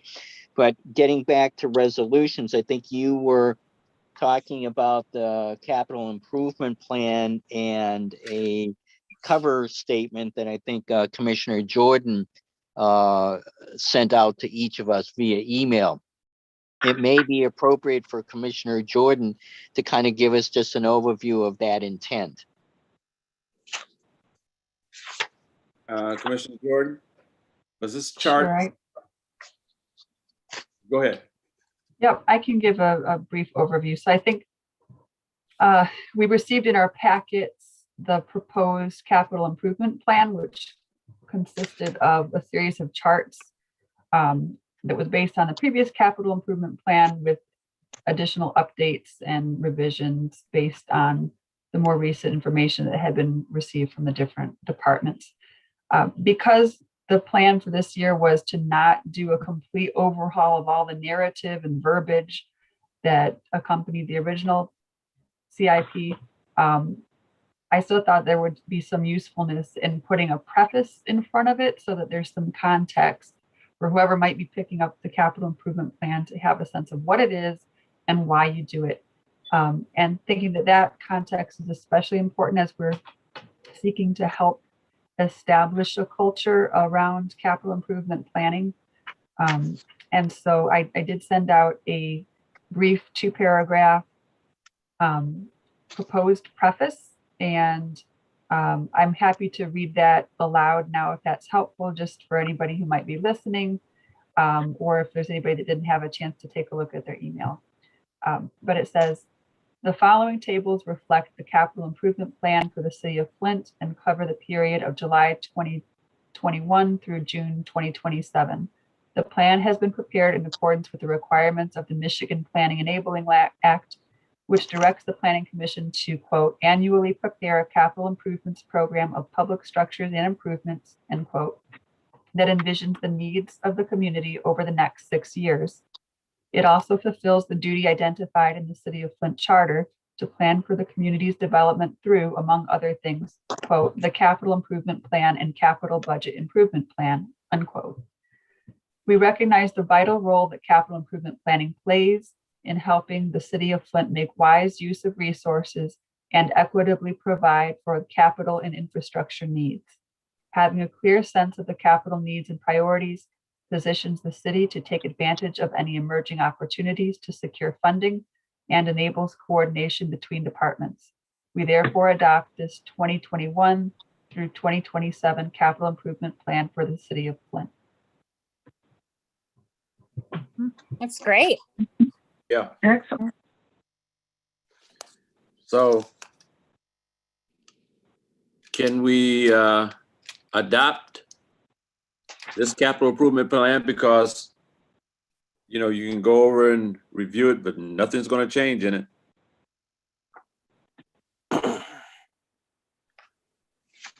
Mr. Chair, Yes. if nothing is going to change, why can't we just go ahead and do it tonight? Like suggested. We can. We We just can need do a it. motion. We just need a motion. Okay, let's do it.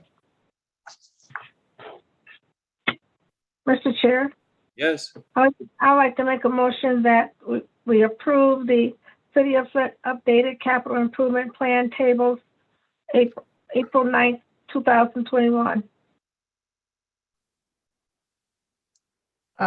Mr. Chair, just a clarification to Commissioner Campbell. Does that include the preface as well as the tables? Oh, yes, I'm sorry. Yes, Thank you. I'm sorry. Commissioner Blower, support.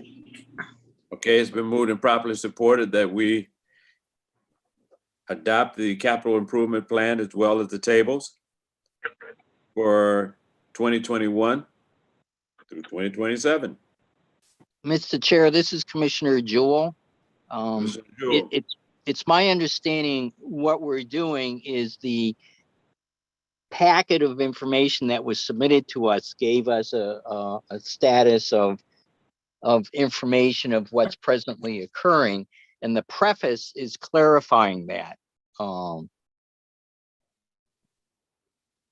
So our adoption and based on the motion is to clarify, as stated in the preface, the information that's being submitted. To me, it's not actually a report. It's a collection of information. Correct.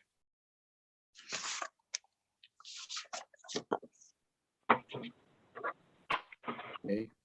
Yes, Mr. Chair. Yes, Ryan. This is Commissioner Ryan. I haven't had enough time to review that because I'm having quite a bit problems in my area because the area between Carpenter Road and DuPont to Stewart and DuPont, there's nothing. And it's going to be a problem in council. You can believe it.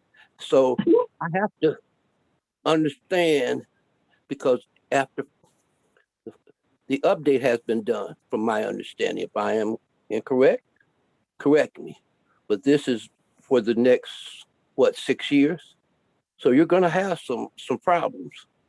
So when I had the third ward say there need to be a meeting, there does need to be a meeting. That's just, I'm telling you from my ward, okay? Because I can't tell them anything that's going in that area. Nothing.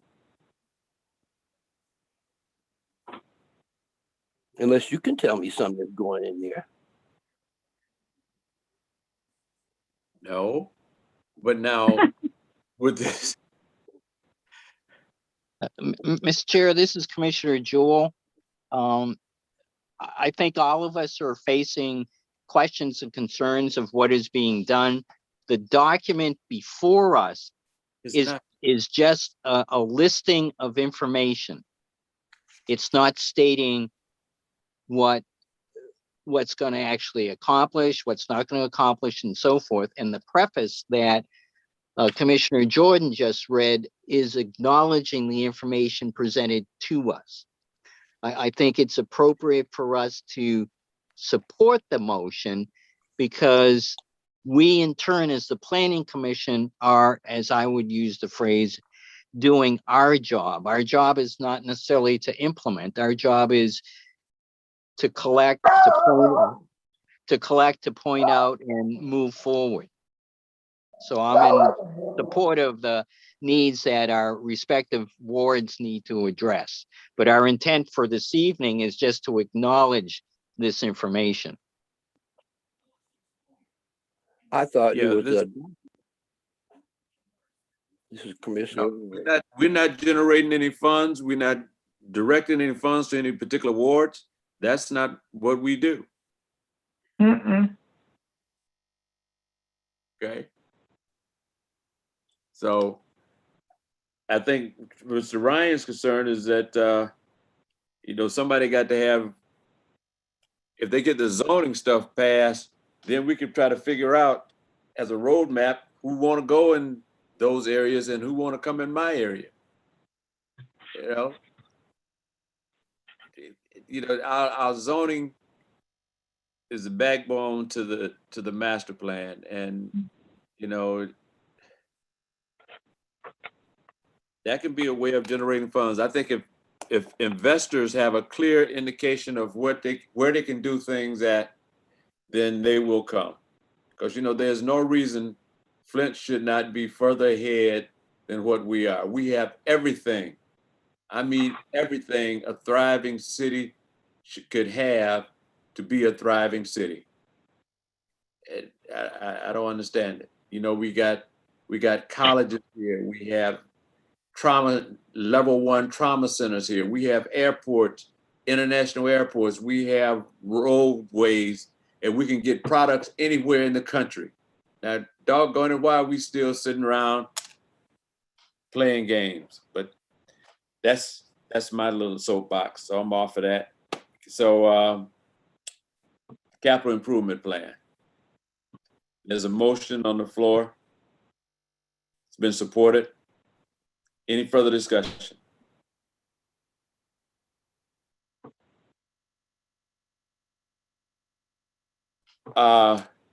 Hearing none. Roll.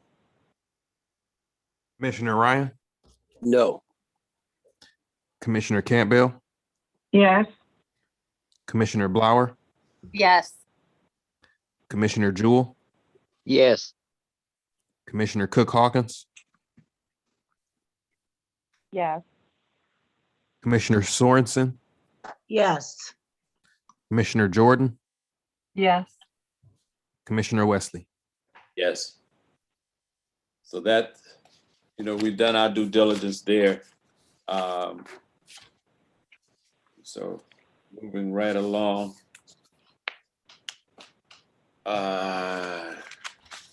Next item on the agenda. By George, I just missed, oh, here it is the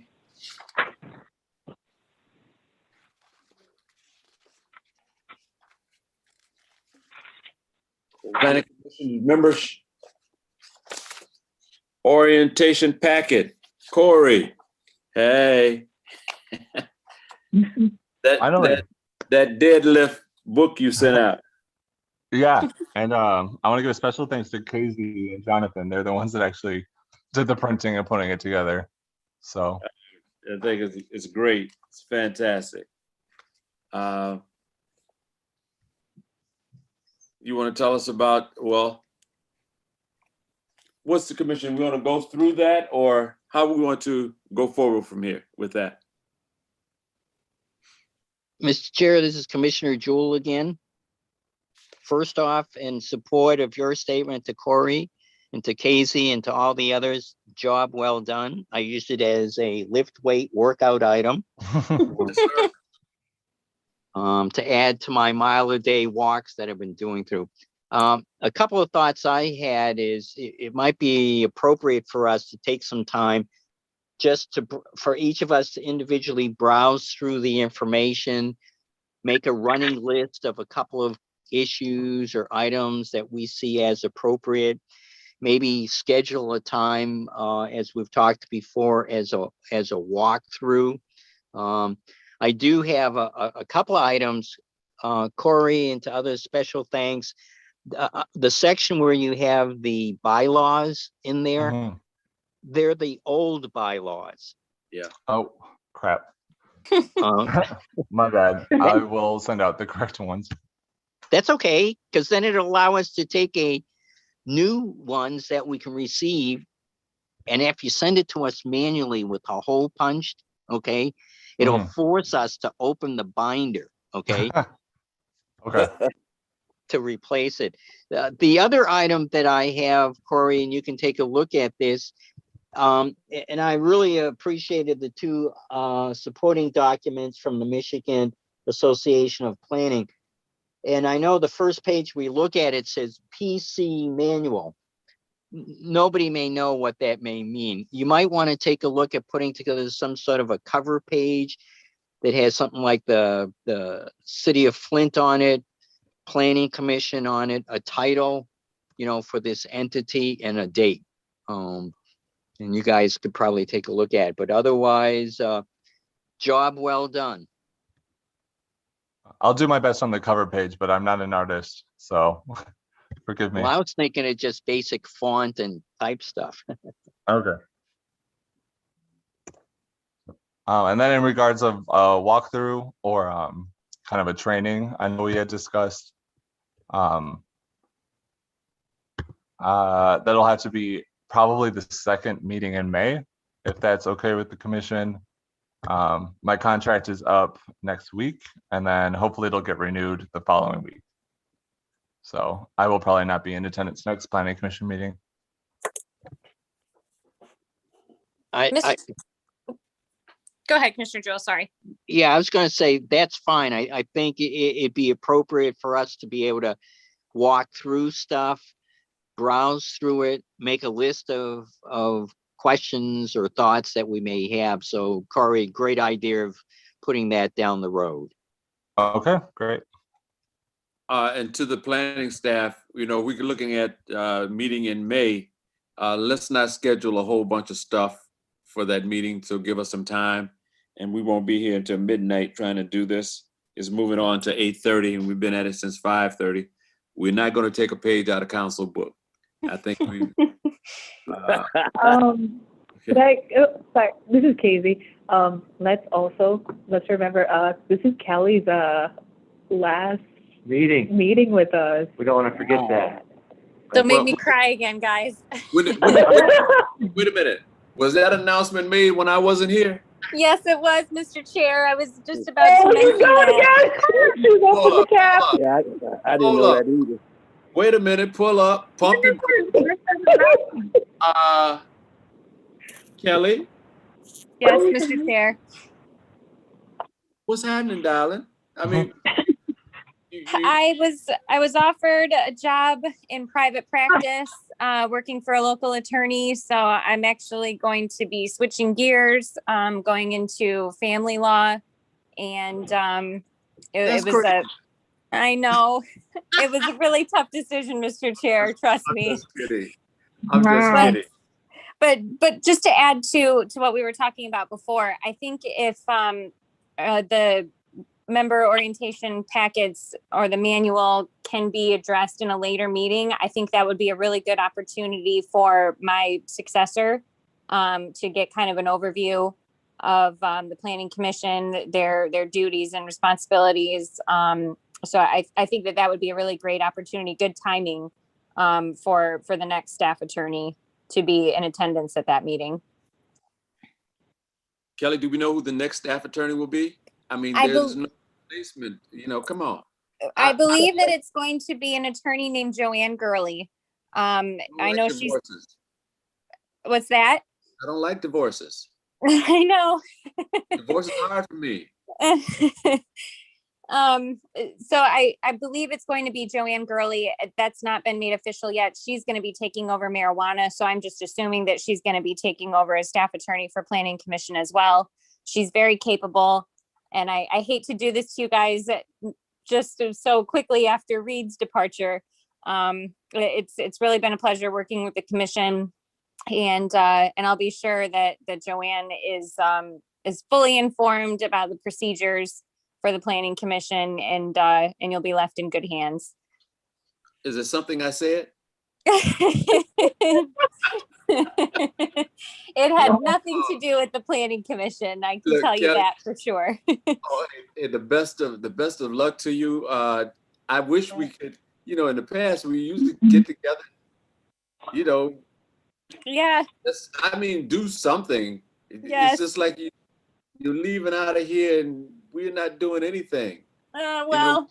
High fives or nothing. Hey, come on. Well, I really can't tell you how difficult this decision was for me. I've been at the city it started as an intern in 2015, and I've grown a lot. I've certainly learned a lot. This has been the first full-time job I've ever had, and I'm trying not to get emotional again. But yeah, it was just a really good opportunity, and something I couldn't refuse, something I've wanted to do for a long time, working in family law, working with kids in divorces in particular. That's crazy. Let me tell you from experience, that's crazy. Work with them little kids. I got out of probate at an early age because you take that stuff home with you. Yeah. But it's been fantastic having you with us, and we're truly going to miss you. And hopefully, when we get back to some normalcy, we can still get together and have lunch or something, and a cup of coffee. Yeah. I would like that very much. Yes, I think actually Attorney Brenda Williams was trying to organize an event, an outdoor event. I always forget the restaurant name. It's right next to Circuit Court, the Mexican restaurant. Okay. So if that ends up happening, then I'll be sure to let the commission know if anybody wants to join. Certainly no pressure, but I would love to see all of you in person for once. please let us know. Although I'm Thank sure you. Brenda will probably give me a call, but please let us know. I will. Be sure to try to get there. Thank you. And thank you to all the commissioners. I mean, you make this job very easy for me, and I've really enjoyed working with all of you. Thank you, Kelly. I'm going to miss you, Kelly. You're Yeah, I very, mean, yeah, thank you. just a wealth of Very- information and approachable and everything. You I know, appreciate that. Kelly. Okay. Hey, but best of luck to you. Thank you. Thank you, Mr. Chair. Okay. Next item is the status of I-475 committee. To the planning staff, have you guys had any notification of anything's coming up with that? Of Jeff? I've heard nothing, so nothing from the last planning commission meeting. Okay. All right. We need the City of Flint Planning Commission. I don't know if we need something to put on the record more formally about continuing virtual meetings, because my Mr. Chair, understanding Commissioner Jewell here. Regarding the I-475, I understand that you've been getting contact information, but we had also discussed the appointment of a planning staff person to that committee also. And I'd like to follow up on that. Jeff, have you known of anybody that from the planning staff that's been appointed to that? No, as I said, there hasn't Yeah. been any further discussion with the planning staff. Okay. Mr. Chair, have you been receiving updates? I only received one invitation, I think, and I'm not sure when the next meeting is, because the one that I received, I missed. And so I think they have them like quarterly or something right now. Mr. Chair, this hopefully- is Kelly Thompson. Yeah, Kelly. I will follow up with Kalfani Stevens about that. I think he's kind of our liaison to that committee. Okay. So I'll follow up with him and see where we're at as far as making sure you're on that list and also about appointing a planning staffer. Very good. Okay. Now, Kelly, back to the last thing down here, about the virtual Yes. meeting, something formally that the commissioners, because my general consensus that I got from the last meeting was that we wanted to continue meeting virtually because, we want to go back to in-person meeting with our 9 commissioners and with staff, and it's Right. still at 25. Right. We don't have very much room for public. Correct, Mr. Chair. My understanding is this is a standing item just to check in, see if there have been any changes to the governor's orders or the CDC guidelines. They have not changed since our last meeting. You're correct about that 25-person capacity. And I think with the numbers continuing to rise, I think it's the safest thing is to continue virtual meetings until anything changes. Is that consensus of the commissioners? Mr. Yeah. Chair, this is Commissioner Jewell. I'm supportive of that. Mr. Ryan Okay. supported. Very good. Agreed. Ms. Commissioner Campbell, I don't know if anyone saw the news last night, but the governor was on there and saying that since we're number 1 in the country, that there's a possibility that they're going to shut down Michigan for a while. So I think if that happens, we don't have to worry about having a meeting face to face because we're number 1 again. Right. Yeah, Commissioner Yeah. Campbell, are you supportive in continuing virtually? Yes, sir. Okay. And the others? Cook Hawkins, Absolutely. Sorensen, I'm in support of the virtual meeting. I mean, you hit it with a base. Virtual meeting.